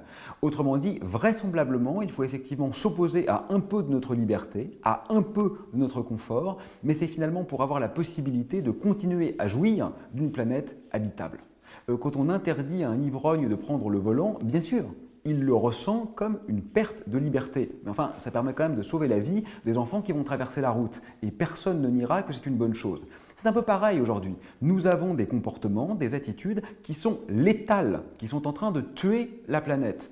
Eh bien, peut-être faut-il accepter de perdre un tout petit peu la liberté de ce confort, de façon à sauvegarder ce qui n'est quand même pas tout à fait un détail et qu'on appelle le monde. Bon, c'est bon. Ça va, il est fort, hein? Il est très très fort. Ce que j'aime, c'est la façon qu'il a de le... C'est ça. Alors, il y a un peu de montage quand on regarde le truc, mais il prend la parole, il dit une phrase bout. Enfin, merci Aurélien. L'idée qu'il a derrière la tête quand il va chercher 200 artistes, c'est bien d'aller influencer le grand public. Genre, moi, je suis fan de plein de gens, et quand ils font un truc, je me dis, pourquoi il fait ça, je vais réfléchir, je fais, c'est pas con, ça me parle. Ça m'a influencé, ça m'a inspiré, et rien ne se perd, rien ne se crée, tout se transforme. Bon, c'est ça qui suppose l'évolution, mais tous autant qu'ils sont pour vraiment essayer de venir le chercher, nous, parce que c'est nous les plus nombreux. On continue, je pense que ça commence à bien rentrer dans nos petites têtes. Un autre prisme, c'est quelque chose qui est assez vieux, je l'ai découvert complètement par hasard en faisant toutes ces vidéos et en essayant d'en apprendre davantage sur tout ça, avant de mettre tout ça en place. Est-ce que quelqu'un connaissait le concept de la décroissance? C'est pour ça que je l'ai mis ici. Pour plusieurs, c'est notre système économique qui est responsable de ces dérèglements. Un système qui repose sur une croissance perpétuelle. Et donc, pour sauver l'humanité, certains appellent à la décroissance. Quoi? Je t'explique ça à l'instant. Qu'est-ce qui mène le monde? Et non, malheureusement. Le gouvernement met l'accent sur la relance économique. La relance économique. La relance économique. L'économie. Une économie capitaliste basée sur la recherche de la croissance infinie. Dans la logique actuelle, si l'économie d'un pays ou d'une entreprise ne croît pas, ou même ne croît pas suffisamment vite, ça va mal. 2 trimestres négatifs de suite. Ça va de plus en plus mal. Alors c'est officiel depuis 8h30 ce matin. Le Canada est en récession. On court après la croissance parce qu'elle permettrait d'augmenter le niveau de vie de tous. Mais c'est pas exactement ça qui se passe. L'an dernier, 82% des nouvelles richesses créées dans le monde sont allées directement dans les poches du 1% les plus riches. La croissance a donc creusé les inégalités. Pour générer cette croissance, on doit consommer plus que le mois précédent, plus que l'année précédente. Et pour ça, on doit produire plus. Plus on produit, plus on pollue, plus on épuise des ressources naturelles. Des ressources qui servent à fabriquer ce qu'on consomme, mais aussi à l'emballer, à l'expédier, à le livrer. Le problème, c'est qu'on utilise plus de ressources naturelles que ce que la Terre est capable de régénérer. La première année qu'on a fait ce calcul, c'était en 1971. On a estimé que, collectivement, on avait épuisé notre budget annuel de ressources naturelles le 21 décembre. Pas pire, on était à 10 jours près de rentrer dans le budget. Mais cette année, on était en plein cœur de l'été, que déjà, on avait épuisé les ressources naturelles que la Terre est en mesure de produire pendant une année. On s'entend, le 1er août, il n'y a personne qui a dit « OK, la gang, on va laisser nos voitures dans le stationnement puis on va se promener en calèche pour le reste de l'année. » Parce que présentement, on puise dans les ressources que la Terre a eu le temps d'emmagasiner pendant des millénaires, mais on est en train de les brûler en quelques décennies. Pour soutenir notre rythme de vie actuel, ça prendrait 1,7 planète. C'est un chiffre qui augmente d'année en année parce que, d'une part, la population mondiale augmente constamment et d'autre part, les pays en développement aspirent à rattraper le rythme de vie des pays industrialisés. Et si tout le monde vivait comme on vit au Canada, ça prendrait 5 planètes. Tout ça a déjà des répercussions importantes. Pénurie d'eau, désertification, l'érosion des sols, déforestation, chute des stocks de poissons, disparition des espèces. Ces effets se font relativement peu sentir chez nous pour l'instant. Mais les perturbations écologiques entraînent déjà de l'instabilité politique et des crises sociales qui ont le potentiel de toucher tous les pays. Le dérèglement du climat contraint des populations entières à quitter leurs terres. Ces réfugiés climatiques s'ajoutent à tous ceux qui fuient les guerres et les persécutions. On estime que dans les prochaines années, des dizaines de millions de personnes vont être forcées de quitter leur domicile à cause des perturbations climatiques. Ah, puis il y a un autre truc dont on a oublié de parler. La 6e extinction animale de masse est bel et bien commencée. Et cette extinction menacerait même l'espèce humaine. Bref, tout va bien. En analysant tout ça, plusieurs personnes en sont venues à la conclusion que la croissance perpétuelle dans un monde aux ressources finies, c'est pas soutenable. Et donc, ces personnes appellent plutôt à décroître, à plafonner et éventuellement à réduire ce que nous produisons. Le concept de la décroissance prend racine en 1972 avec la publication du rapport Meadows intitulé « Halte à la croissance ». Ce rapport, mené par des chercheurs du MIT, estime que si on continue dans cette quête effrénée de la croissance, on devrait atteindre un point de rupture aux environs de 2030. Selon le rapport, la dégradation de l'environnement et la diminution des ressources provoqueraient une baisse de la population mondiale et une réduction de la qualité de vie de ceux qui resteraient sur Terre. Le rapport Meadows a fait l'objet de nombreuses critiques, mais le MIT l'a réactualisé en 2012 et les conclusions sont les mêmes. On fait face à une nécessaire descente matérielle et énergétique. Lui, c'est Éric Pinault, professeur de sociologie à l'UQAM et adepte de la décroissance. La décroissance est revenue au goût du jour dans les années 2000 quand ces adeptes ont conclu que le développement durable, c'était pas suffisant pour éviter la crise écologique. Le développement durable, pour que ça marche, il y a un concept qu'on a besoin d'introduire. Le découplage. C'est l'idée que ton économie elle peut continuer à croître, plus de jobs, plus de revenus, mais que tes contraintes écologiques diminuent. Moins de pollution, moins de matière, moins d'énergie. Ben, ça a foiré. La décroissance, c'est une idée radicale parce qu'elle rejette les fondements même de notre système économique. Si on voulait être rigoureux, il faudrait parler d'accroissance comme on parle d'athéisme. Et d'ailleurs, c'est très précisément d'une religion qu'il s'agit. La croissance est une véritable croyance, et donne lieu à un véritable culte. Décroître, c'est d'abord produire moins.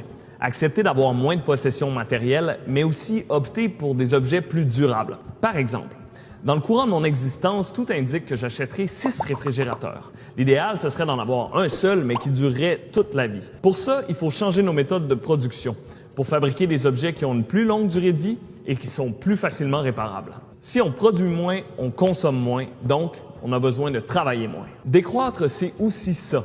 Réduire le temps consacré au travail rémunéré. Ça libère du temps pour la vie en communauté. Une vie communautaire intense a créé des liens entre les familles du quartier. Ça libère du temps pour l'échange de biens et services, pour l'entretien et même la réparation de nos possessions matérielles, et pourquoi pas pour l'autosuffisance. Décroître, c'est faire moins, mais c'est aussi faire autrement. C'est carrément sortir de l'impératif de productivité où les humains sont des travailleurs destinés à faire rouler la machine économique. C'est reprendre le contrôle sur la façon de vivre nos vies. Décroître, c'est remettre en question la notion de propriété privée pour partager équitablement les richesses. Décroître, c'est acheter local. C'est implanter des circuits économiques courts, en agriculture, comme on le voit ces derniers temps, mais aussi en production manufacturière. Parce que ça prend beaucoup de pétrole pour que la paire de jeans qui a été fabriquée au Bangladesh puisse franchir les 12 000 km qui la séparent de ma garde-robe. Décroître, c'est donc relocaliser les activités de production qui ont été déplacées à l'autre bout du monde par la mondialisation. La décroissance nécessite de revoir notre rapport au transport, à la distance et à la vitesse à laquelle on vit. Bon, ça marche comme il l'explique. Parce que c'est pas juste le mot décroissance qui fait peur. La sémantique qu'on lui prête, etc. Et j'aime bien cette image avec le mot naïf. Et puis, beaucoup de gens se disent, ouais, t'es naïf, bon, bah, ça marche pas. Et pourtant, quand on le dit, on le prête à l'innocence infantile. Et c'est cool, c'est comme ça que t'as l'inspiration. T'as pas les codes, t'es naïf, bah, tant mieux. Bah, décroître, quand il explique, ouais, ça paraît vachement cohérent, ça a l'air de marcher, puis ça fait même presque envie. Puis ça tombe presque sous le sens. Du coup, bah, on comprend la nuance et l'avancée du truc, la chronologie. Bah, ce qu'il faut en déduire, c'est nos erreurs. Bah, c'est pas une mauvaise chose, c'est comme ça qu'on apprend. C'est une autre des vidéos qu'on met ensuite après, mais il y a 2 points qui nous semblent importants. Le premier, c'est l'obsolescence programmée. Il l'énonce avec l'exemple du réfrigérateur. Personne ne cautionne qu'on en achète 6 dans nos vies. Enfin, une batterie d'iPhone dans 2 semaines. Ben voilà, donc c'est un sujet qu'on ne valide pas dans le quotidien, on n'a même pas besoin de faire un référendum pour ça. Mais si on n'avait pas à en acheter autant, cet argent-là, on pourrait l'utiliser à d'autres choses. Il y a un deuxième point qui est en fait un point de grande actualité, qui a fait l'office, si on peut le dire comme ça en français, d'un reportage d'Arte sur le travail et l'évolution de la robotique qui va prendre nos places dans nos vies et dans nos travails. Donc si on réduit notre temps de travail, qu'est-ce qu'on va faire de nos vies? Et comment ça va se passer? Et en gros, c'est un sujet sur lequel il va falloir méditer pour essayer de trouver des solutions. Parce que effectivement, si on décroît, on va avoir plus de temps libre. Vous allez en faire quoi? Moi, j'ai plein d'idées. Hein. J'ai plein d'idées. Et il y a plein d'axes de réflexion. Mais ça nous paraissait important de mettre ce concept-là, parce qu'effectivement, il est peu connu, et pourtant, 71-72. C'était pas hier. Les conclusions. Donc, le boycott, qu'est-ce que c'est? C'est bien, on va passer sur le grand 3. Vous avez vu comme on vous retient énervé, alors que tous les thèmes sont là. C'est fait exprès, hein, ça paraît le grand 3, ça va vite. Qu'est-ce que c'est? Donc, c'est un bon moyen d'agir, à condition d'aller chercher des infos. L'impact est très efficace sur le court terme. C'était plutôt attendu. L'impact citoyen, bon, bah, vous l'aurez sans doute compris, tout est là. Hein. L'idée, c'est vraiment de se dire, on se sent seul au quotidien, tout le temps, malgré le fait qu'on soit toujours hyper connecté. C'est ce qui fait que on a du mal à se projeter sur ces résultats si on ne les donne pas ou si on n'a pas les voies pour aller chercher. Puis des fois, tu es fatigué de ta journée, de ton métro, boulot, dodo, tu as un peu la flemme en rentrant le soir. Ouais, c'est pas grave, c'est pas mal. Et dernier point, il suffira juste d'amener ces victoires, bon, c'est assez entendu. Et le petit paragraphe entre les deux, c'est de dire que c'est plus facile d'être dans le down que d'être rayonnant. Et le grand public, bon, je pense que là, c'est assez clair, hein, passons au grand 3. One for all.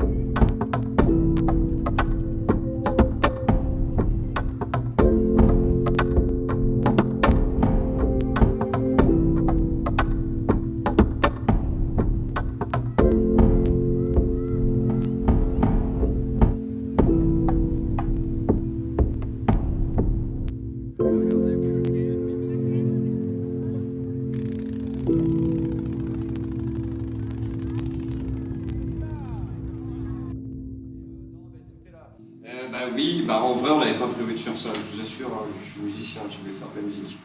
Bon c'est lourd de faire ça, voilà, merci d'être venu, c'était super cool. Donc on va vous présenter One for All et le fil de pensée, tout est dit dans la vidéo, vous avez réussi à lire.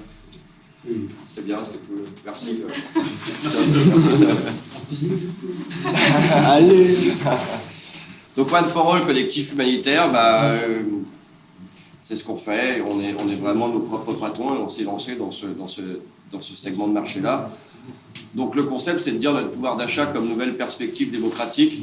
Dans les vidéos sur le boycott, la démocratie économique, bon, on en a déjà parlé.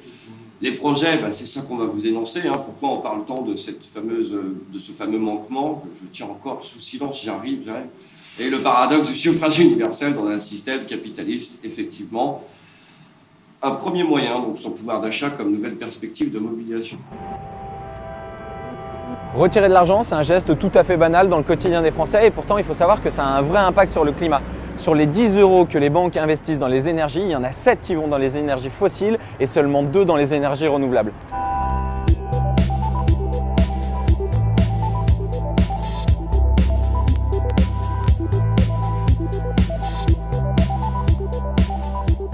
Par exemple, avec le livret Agir du Crédit Coopératif, je finance des associations à chaque fois que je retire de l'argent. Mais en fait, il y a plein d'autres manières de donner du sens à son argent et je vais vous montrer comment. Salut Romain. Merci. Moi Romain, j'ai pas envie que mon argent il fasse de l'argent. J'ai envie que mon argent il serve à la transition.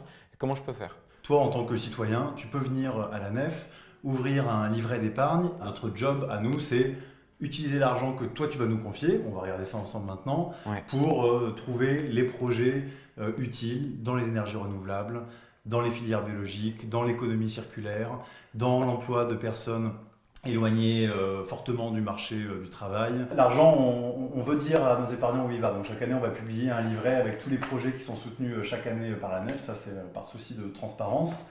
Et en pratique, on a en 2017 70% des projets qui étaient dans l'écologie, 24% dans le social et 6% dans le culturel. On n'est pas obligé de spéculer sur les marchés financiers, on n'est pas obligé de financer des projets qui ont un impact désastreux sur l'environnement pour pouvoir être viables économiquement. Nous, ce qu'on veut montrer, c'est qu'en étant une coopérative financière qui se focalise sur le métier de banquier, le cœur de métier, c'est-à-dire collecter de l'épargne et financer des projets, on peut être viable économiquement. On a tous un compte courant, on a tous des livrets d'épargne et si chacun on décidait de se réapproprier ce pouvoir et de donner notre argent, de donner la responsabilité de gérer notre argent à des banques qui ont des vraies valeurs, des valeurs dans lesquelles on croit, qui veulent aussi, elles, accélérer la transition, là il y aurait quelque chose qui pourrait se passer. Il le dit bien, accélérer la transition. C'est un terme qu'on a vu plusieurs fois dans plein de vidéos. Et c'est un point, il y a quelque chose qui me parle dans cette vidéo où il dit le métier de banquier. Et moi, à 37 ans, j'ai vraiment vu qu'il y a une différence et que le métier de banquier il a évolué énormément. En revanche, pourquoi on en vient à essayer de faire valoir ça effectivement? Un exemple du quotidien. I don't want to set the world on fire. Je voudrais bien amorcer un truc qui urge, la révolte. Ça vous dirait pas qu'on arrête de se faire oppresser par une minorité alors que on est plus nombreux? Parce que pour commencer, il y a que 10% de la population qui détient 90% des ressources mondiales. Si on prend les 1% des gens les plus riches du monde et qu'on additionne toutes leurs thunes, ils en ont plus que si on additionnait toutes celles des 99% restants. Sinon, il suffit d'une poignée d'actionnaires pour fermer les usines, ou qu'un seul chef soit con pour martyriser une majorité d'employés. Tout le monde trouve que c'est un choix de société normal, surtout que selon la professeure Erika Chenoweth, tu te moques pas de mon accent, il suffit de 3,5% de la population pour renverser un gouvernement minoritaire. Tu fais trop pitié, tu veux changer le monde, mais tu restes dans ta cave pourrite. Il faut prendre des armes et faire la révolution. Va cueillir des fleurs dans un champ de mine. Histoire d'être précis. Révolution, ça vient de révolutio, qui signifie le retour. Si pour contester les problèmes du système, tu te contentes juste de recommencer le cycle, les problèmes y reviennent. Après, le souci d'une révolution, c'est sa fâcheuse tendance à faire mourir violemment dans leur sang ceux qui la font. Bon les gars, c'était une bonne révolution. Non, si, moi je suis content. Ce qu'il faut faire maintenant, pour marquer un peu, c'est un discours qui pète, tu vois, un truc classe. Ah oui, on pourrait réunir toute la population à la Bastille, hein? Ils sont plus que 7. Non, bah faire ça chez moi du coup, hein. Faut ramener des chaises, c'est tout. Toujours selon elle, entre 1900 et aujourd'hui, les révoltes non violentes, en plus d'avoir rassemblé 4 fois plus de gens, sont parvenues à leur objectif 2 fois plus souvent que les révoltes violentes. Ce qui est logique, puisqu'au final, on est tous nés avec des capacités naturelles de résistance non violente. Alors que l'action violente, souvent ça fait mal, c'est moins facile et ça exclut une grande partie de la population. Allez Jérémy, tu prends ton pistolet et ton cocktail molotov et tu vas te mettre sur la barricade avec ta mamie. Allez vas-y, ouais, vas-y Jérémy. Mamie, madame, plus haut le canon. Hein, non, vous visez la pelouse là. Plus haut, voilà. Regardez. En gros, pour qu'une révolte soit efficace à long terme, l'idée, tu vois ce que c'est une idée? C'est de transformer la société, pas de la raser. Et si au lieu de la révolution, on essayait l'évolution? Vous trouvez pas que ce serait une révolte plus efficace? Parce que quand on regarde la définition de société, on trouve groupe d'individus unifiés par un réseau de relations, d'institutions et de traditions. Donc tu vois bien que la société, il y a toi plus les autres et qu'il y a une relation entre vous. Donc si tu te changes toi, bah ça change ta relation avec les autres et donc ton environnement. Du coup, si tout le monde décidait de se changer soi-même, bah ça ferait changer la société. T'as trop raison. T'as trop raison, on est assez nombreux pour commencer à faire un truc tous ensemble. On est 300 000 abonnés à ta chaîne sur internet. 300 000? Attends, mais 300 000, c'est plus que le plus gros parti politique de France. C'est 3 fois plus que ce qu'il a fallu pour prendre la Bastille. C'est plus que la population de 97% des villes de France. Non mais t'imagines 300 000 personnes qui se mettent à être responsables de leurs émotions? Ça fait minimum 600 000 engueulades en moins par jour. 300 000 personnes qui mangent un steak en moins juste une fois dans leur vie, ça économise 450 milliards de litres d'eau. Oh, par contre, 300 000 personnes qui votent blanc, ça continue de rien faire. Et 300 000 personnes qui refusent de faire la guerre, bah, c'est autant de soldats que dans l'armée française. On est 7 fois plus que l'armée canadienne et 9 fois plus que l'armée belge. Non mais vous imaginez si on se réunit tous au même endroit pour faire un truc?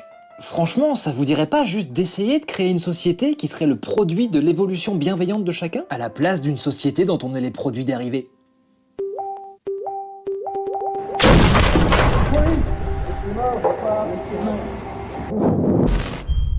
À la fin du code 6, l'individu a été interpellé. On le ramène au bercail. Terminé.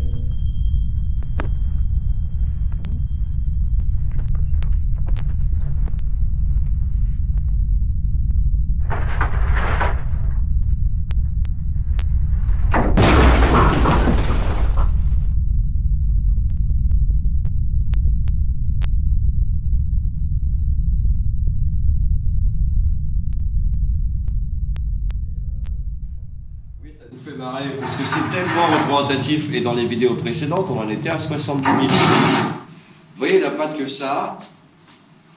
Bah moi je savais pas, je suis comme vous en vrai, j'écoute ça, je fais ah ouais faut faire un truc, il a raison ce mec. Bah c'est ça qui me fascine en fait. Bon bah là il dit putain t'as 300 000 personnes qui sont prêtes à essayer d'aller faire un truc. Ouais ça fait envie quoi, ça me parle. Bah on est 66 millions en France. Ce sont des compagnies minières, pétrolières, des fabricants d'électronique ou des banques qui détruisent des écosystèmes, violent des droits humains et pourtant restent totalement impunis. Comment? En bâillonnant les lanceurs d'alerte, associations et journalistes.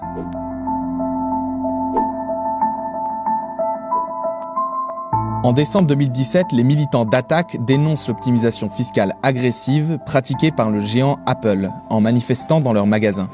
Pour continuer à ne pas payer sa juste part d'impôts, Apple saisit le tribunal de grande instance de Paris et menace alors Attaque de devoir verser 150 000 € de dommages et intérêts pour toute nouvelle intervention dans un de ses points de vente. Si le tribunal a finalement donné raison aux militants, tous les ans en France, des entreprises que nous connaissons tous tentent d'empêcher des citoyens et des citoyennes de s'exprimer alors que ceux-ci défendent l'intérêt général. Ils les réduisent au silence grâce à des procédures judiciaires pour préjudice commercial, dénigrement ou diffamation, qu'on appelle des poursuites bâillons. En anglais, on parle de SLAPP, autrement dit une baffe, un acronyme de Strategic Lawsuit Against Public Participation, c'est-à-dire une poursuite stratégique altérant le débat public. Au-delà du simple procès, il s'agit d'une stratégie assumée des multinationales pour faire planer une menace constante sur la presse ou les associations qui osent les critiquer. Les pousser à se taire en les affaiblissant tant économiquement que psychologiquement par ces procédures coûteuses, longues et complexes. Si les poursuites bâillons sont aujourd'hui encadrées par des lois dans un nombre grandissant d'États, comme aux États-Unis, au Canada ou en Australie, aucune protection légale n'existe encore en France. Ainsi, plusieurs dizaines d'associations, d'individus ou de journalistes ont été poursuivis en justice ces dernières années. Quand Veolia coupe, par exemple, l'eau de plusieurs consommateurs qui ne payent pas leurs factures, violant ainsi la loi Brottes qui place l'eau comme un bien vital que l'on ne peut refuser à personne, la Fondation France Liberté d'Aniel Mitterrand porte plainte. L'entreprise Veolia perd tous ses procès et tente alors de bâillonner la Fondation en l'attaquant en diffamation 4 fois successives. Quand on y réfléchit, qui devrait se retrouver devant la justice? Les citoyens qui dénoncent des pratiques abusives commises par des multinationales ou bien les multinationales elles-mêmes? Les poursuites bâillons sont de plus en plus nombreuses en France, mais ailleurs, des hommes et des femmes ont déjà mené cette bataille et l'ont remportée. Vous avez noté toute l'iconographie qu'il y a sur la Révolution? C'est pour ça que je l'avais d'affilée. Et à la fin de la vidéo précédente, il y a cette mise en scène où les mecs viennent, ils le braquent, et hop, ils repartent, où je parle de cette petite référence clin d'œil avec le bouquin, etc. Bon, ben là, tout y est aussi. Vous ne sentez pas cette pression-là, même sur nous, quand on a cette espèce d'autocensure, cette bonne morale qui se dit « Attends », et je fais référence encore une fois dans la chronologie à la vidéo sur la désobéissance et ces idéaux-là qui peuvent dire on est coincé dans ce truc un peu cotonneux, etc. Parce qu'on a peur du regard des autres, on est dans le mimétisme et tout. Je n'ai pas le poids de pouvoir me défendre contre ça. C'est aussi un risque qu'on a quand on veut dire allez, je vais agir, je mets mon identité quelque part. Et il y a une vidéo que j'ai pas mise qui est sortie aujourd'hui où les mecs de On est prêt ont fait décider d'attaquer le gouvernement français. Ben, je pense qu'ils ont déjà dépassé les 800 000 personnes, mais derrière, tu as mis ton prénom. Ben, ça serait intéressant de voir quelle petite histoire ou petite anecdote ils vont énoncer là-dessus, sur cette espèce de qu'est-ce qui s'est passé, est-ce qu'ils ont eu une lettre du gouvernement. Et en fait, des trucs comme ça, vous en avez tous. Je pense, dans vos amis qui ont vécu un truc et à qui est arrivé quelque chose sur la dernière, je sais pas, manifestation ou quoi, où les mecs ont été piégés, où tu as été au tribunal ou machin. Bon, en vrai, ça fait peur. Du coup, tu te cadres et tu es obéissante. C'était ça le petit clin d'œil. Mais c'est dire que ça aussi, ça existe. Et effectivement, quand tu veux aller au-devant du changement et d'accélérer le changement des modes de vie, bah, tu te mets au-devant de ce genre de problématiques. Il faut aussi se dire, ok, je sors de l'anonymat, je prends ce risque-là, comment je fais si ça arrive? Bon, on est obligé d'y penser. Et ça fait partie du game. Bon, je vous ai suffisamment retenu, là, je pense que vous n'en pouvez plus, vous transpirer. Les projets de One for All, c'est assez simple. Du coup, je pense que c'est très clair. L'idée, c'est de lancer un espèce de média alternatif dans le cadre d'un mensuel dans le métro. Il y a 10 millions de Français qui sont voyageurs des transports en commun à Paris par jour. C'est important, mais derrière, à combien à travers la France, c'est-à-dire tous les stands d'autoroute, etc., tu peux lâcher. Tu lances un mensuel comme ça, là tu arrives à aller toucher tout le monde. Et l'idée, c'est de donner que des bonnes nouvelles, des victoires des grandes ONG. Soit c'est déjà sur le net, mais la flemme, quand tu prends ton quotidien, comme quand tu sors ton téléphone ou que tu fumes une clope, bah c'est cool si tu apprends une bonne nouvelle. Mais ça peut être des petits assauts de quartier, des actes civils isolés, ou toutes ces petites vidéos qu'on vient de mettre là, merci à tous ces gens qui les ont faites. Parce que c'est ça aussi, se lancer dans cette espèce de média alternatif. C'est le premier point. Et nous, en gros, on essaye de par notre travail, de réduire cette distanciation entre cette idée et sa réalisation. Et c'est pour ça qu'on fait cette conférence. Parce que c'est nous et vous, les acteurs de ça aussi. Application smartphone, oui, c'est assez attendu, tout le monde en parle, on en voit sur plein de sujets, ils les énoncent beaucoup sur leur site et je vous invite vraiment à aller les chercher. Dans la section du site internet One for All, on a énoncé tous ces sites-là. Donc bah, allez les voir, c'est super lourd. L'idée, c'est vraiment pas de se l'approprier, alors pas du tout. Justement, c'est de partager. Et le bonheur ne vaut que partager. Donc plus tu charges, il n'y a pas un média, il n'y en a pas un au-dessus de l'autre pour nous. Ils ont tous raison dans ce qu'ils disent. Ce qui est important, c'est de réussir à mettre de l'ordre dans toutes ces vidéos pour en dégager quelque chose qui est cohérent. Donc l'idée de l'application smartphone, je le mets assez clairement, mais il fait partie intégrante de nos vies. Et Apple a lancé une nouvelle appli, là je l'ai vu il n'y a pas longtemps, où c'est même inhérent à l'application, au système d'exploitation, il te met combien de temps tu es resté avec ton téléphone dans ta journée. Je te prie de me croire que ça fait peur. Quand tu as passé 4 heures derrière ton bigot, que tu les avais pas vus passer dans une journée où tu en as 18, et que tu fais dodo 6 heures, bah, ça fait chier. Autre point, bah, la conférence. Le fait d'en faire des conférences comme ça, bah, derrière, tu peux aller toucher plein d'autres gens. Tu as des réactions, les gens partent, ils rebondissent avec toi, mais tu as créé un lien. Ce lien, il est juste humain. Puis il a une autre idée, puis il fait évoluer le truc. Mais derrière, on veut faire des interviews, des podcasts, etc. L'idée, c'est vraiment de désacraliser l'aspect humain.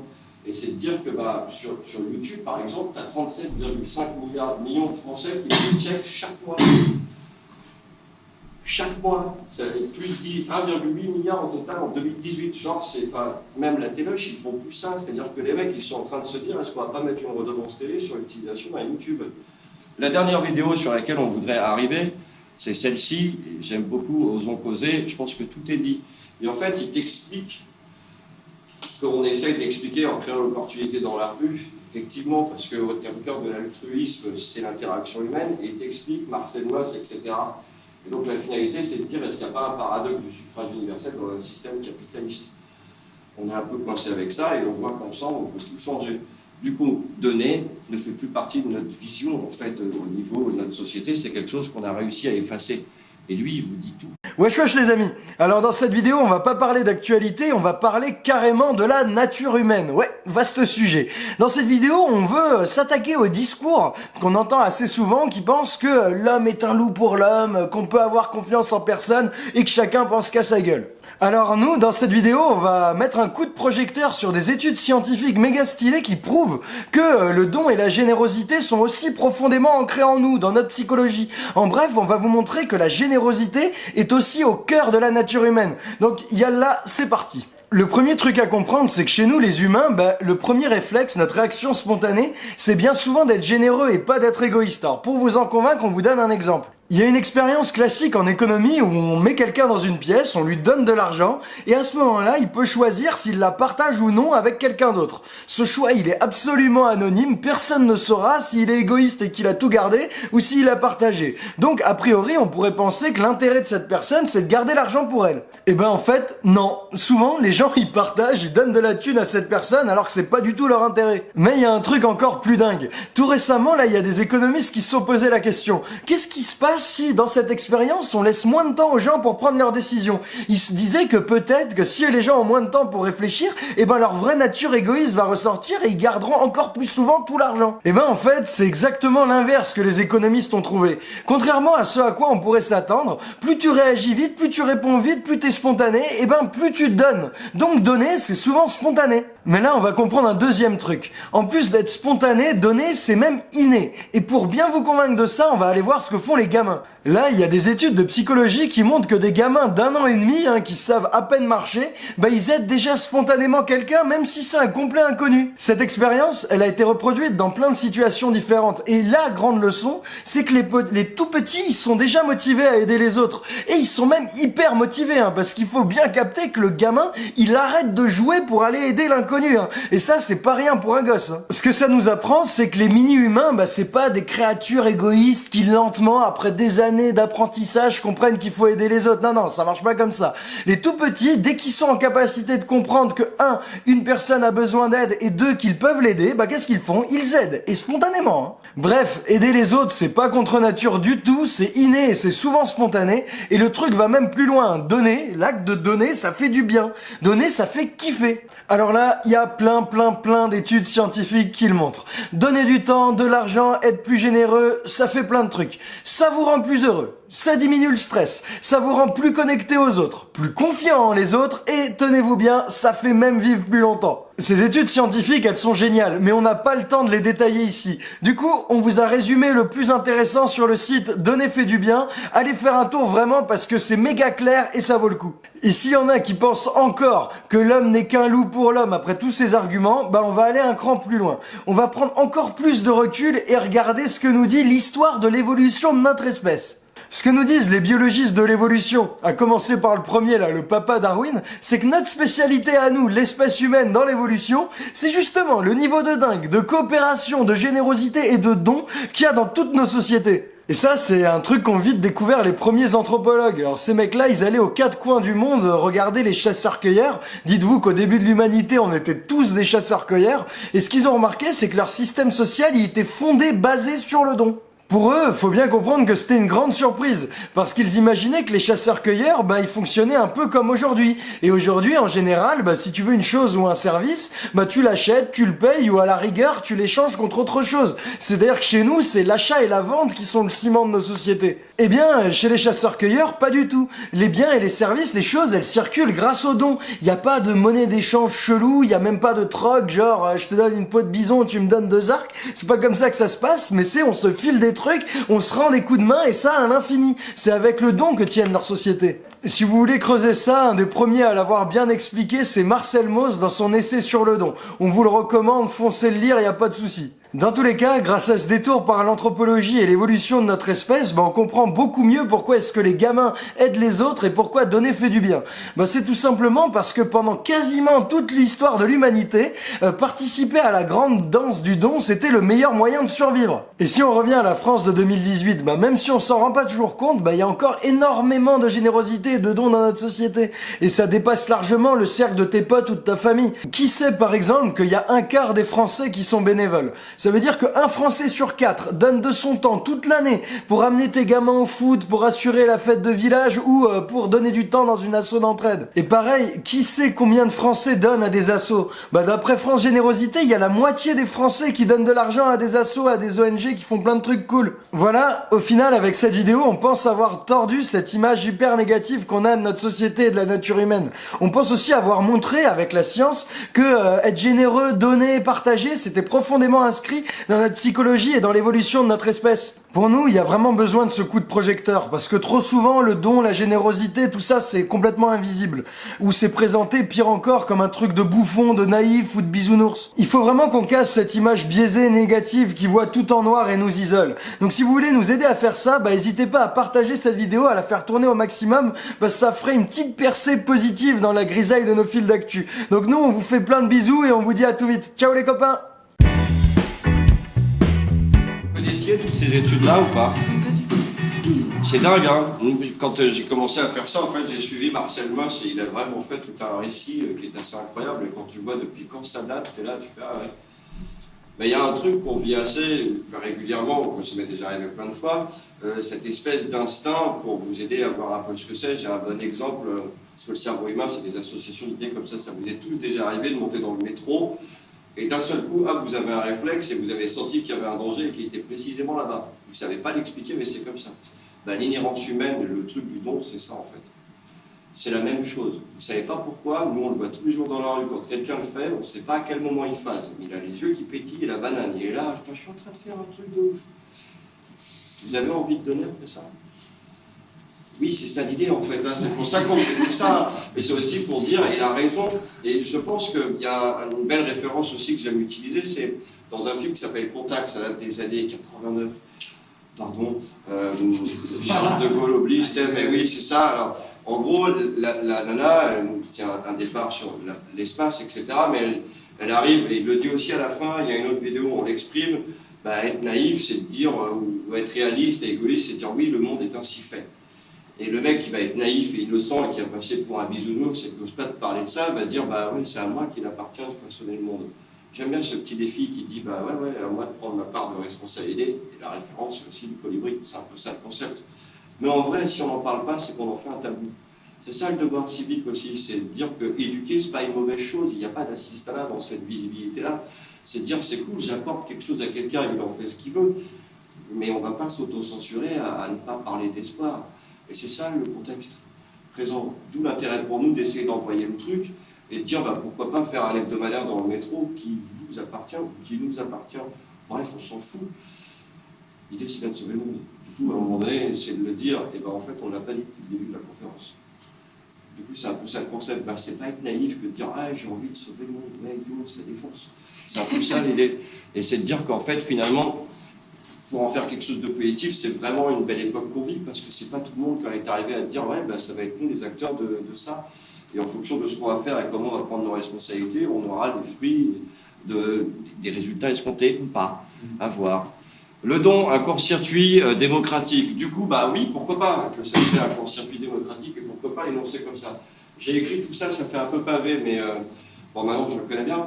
Le concept, c'est de dire sur le premier là-bas, c'est de donner un exemple pour parler vraiment de cet effet de masse. Aujourd'hui, c'est assez attendu avec toute l'actualité, c'est de dire que si on devait faire un référendum citoyen pour parler de la problématique du climat, il est assez attendu que vraisemblablement tout le monde accepterait qu'il faut accélérer le changement des modes de vie. Donc on serait 90%. Deuxième point, vous êtes d'accord avec ça? Oui, je pense que oui. Deuxième point, c'est de dire pourtant il n'en demeure pas moins que nous sommes conscients que ce n'est pas le cas. Pourtant on est tous pour le changement des modes de vie, donc pour accentuer le truc. Donc il y a un problème financier. Si vous avez suivi, partagé, c'est sympa. Sur la dernière COP24, donc on parlait de la COP21, en gros, c'est-à-dire il y a 3 ans, il y a très peu de choses qui ont été faites. Hein. Donc aller rentrer dans le détail, ça te fait marrer comme tissu. Ouais, lourd. Et ben, en gros, c'est de dire l'exemple, le don de One for All pour inspirer les gens, on a fait du bénévolat. On a fait du bénévolat parce qu'en tant qu'auto-entrepreneur, quand on fait nos campagnes de fundraising, parce qu'on propose aux gens dans la rue de devenir donateurs, et ben, ce qui est assez novateur dans le cadre de ce qu'on fait, c'est qu'en mois de septembre, on a donné l'ensemble de tous les gens qui sont positionnés à une ONG. C'est dans notre contrat et on fait exprès, c'est pour montrer l'exemple parce que c'est le compte de la prétention. C'est un don de 30 000 €. Personne ne peut faire ça tout seul, enfin, en tout cas pas moi. Et personne dans cette salle, je pense, peut donner en un mois 30 000 €. Si on le fait, c'est vraiment pour dire qu'ensemble, on a plus de quoi. Et ben, moi, je ne savais pas avant qu'on le fasse. Hein. Je vous jure que je n'avais pas prévu ça non plus dans la vie.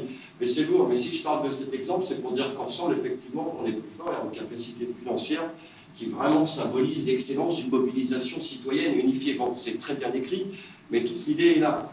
On propose ensemble de pouvoir l'orienter à des fins complètement différentes. C'est ça le programme de One for All. Il y a des choses que moi je ne sais pas, je ne vois pas le monde avec vos yeux. Il y a des points sur lesquels vous aurez des solutions à apporter, donc ça vous appartient également. C'est tout ça aussi le concept. En soutenant les ONG que nous présentons, vous soutenez également le projet One for All. C'est assez attendu. Manger, boire, dormir, ça me permet de travailler, donc je suis comme un artisan à l'autre bout du monde. Si je ne trouve pas de donateur, je travaille plus. Donc je ne peux pas faire le bénévolat, etc. Donc je ne peux pas donner vie à l'hebdomadaire et tout ça. Donc en fait, vous donnez vie par le fait d'enlever toute cette anxiété de demain. Vous voyez tout le cheminement du truc. Mais même moi, ça me fait du bien de le faire, hein, parce que des fois, tu penses que c'est compliqué. Mais effectivement, l'idée, c'est de continuer à montrer l'exemple, à être philanthrope, à inspirer et à parler de ce modèle économique pour que chacun puisse se l'approprier et le faire valoir dans d'autres secteurs du marché aujourd'hui. Parce qu'en vrai, il ne m'appartient pas, mais si justement je veux essayer d'améliorer le bien commun, il faut que je donne cette idée aux gens, parce qu'ils peuvent l'adapter à n'importe quel secteur demain. Et c'est quand même super cool, parce que ce métier existe depuis 20 ans, si je ne m'abuse.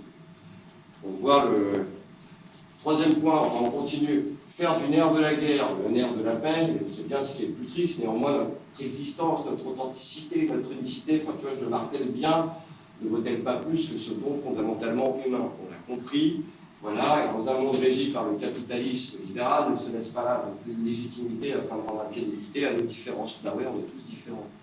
Du coup, à un moment donné, on a fait un boycott, on a créé une économie, bah, pourquoi pas le rentrer dans nos mœurs, en parler, donc de ne pas faire du tabou et de la dernière vidéo, tabou de l'humanitaire, bah, c'est ce qu'on vous invite à faire et c'est pour ça qu'on essaie de faire tout ça et de vous mettre du soleil dans le cœur parce que c'est lourd de donner.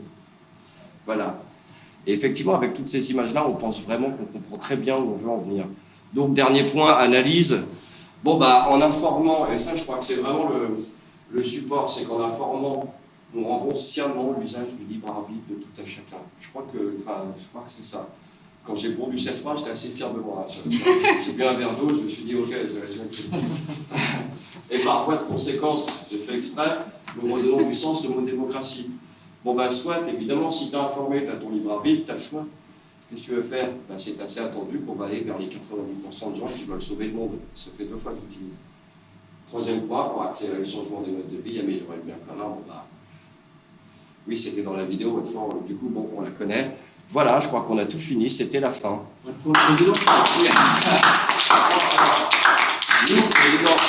il y a un premier merci que j'aimerais dire, c'est pour tous ces gens qui ont fait toutes ces vidéos. Et effectivement, l'idée, quand tu fais une vidéo et que tu tapes une détermination d'aller essayer de parler d'un projet, d'un concept qui te tient à cœur et que tu te mets derrière la caméra, bon, bah, tu parles à nu comme ça, et ben, je trouve ça vraiment magnifique d'avoir réussi à mettre toutes ces vidéos et d'essayer d'en faire dégager un truc, parce que déjà, je pense que c'est leur idée et que c'est ce qu'ils essayent de faire, donc merci d'avoir pris le temps de le faire. On l'a filmé, on va essayer de le mettre en ligne. Si ça rend bien la cam et si je dis pas trop de conneries, c'est un peu l'idée aussi. Mais il y a 3 personnes à qui j'aimerais dire merci aussi, c'est les 3 loulous qui sont là. Il y a Léo Ekpad, Jérémy Vincent, il y a Manu Emmanuel Lurez qui est là. Parce que sans eux, j'aurais pas fait ça, et en fait, j'avais pas prévu de faire ça, mais c'est quand même super long de faire ça parce qu'ils le méritent en fait. Et c'est cool, merci les gars. Merci d'être venus, c'est pareil.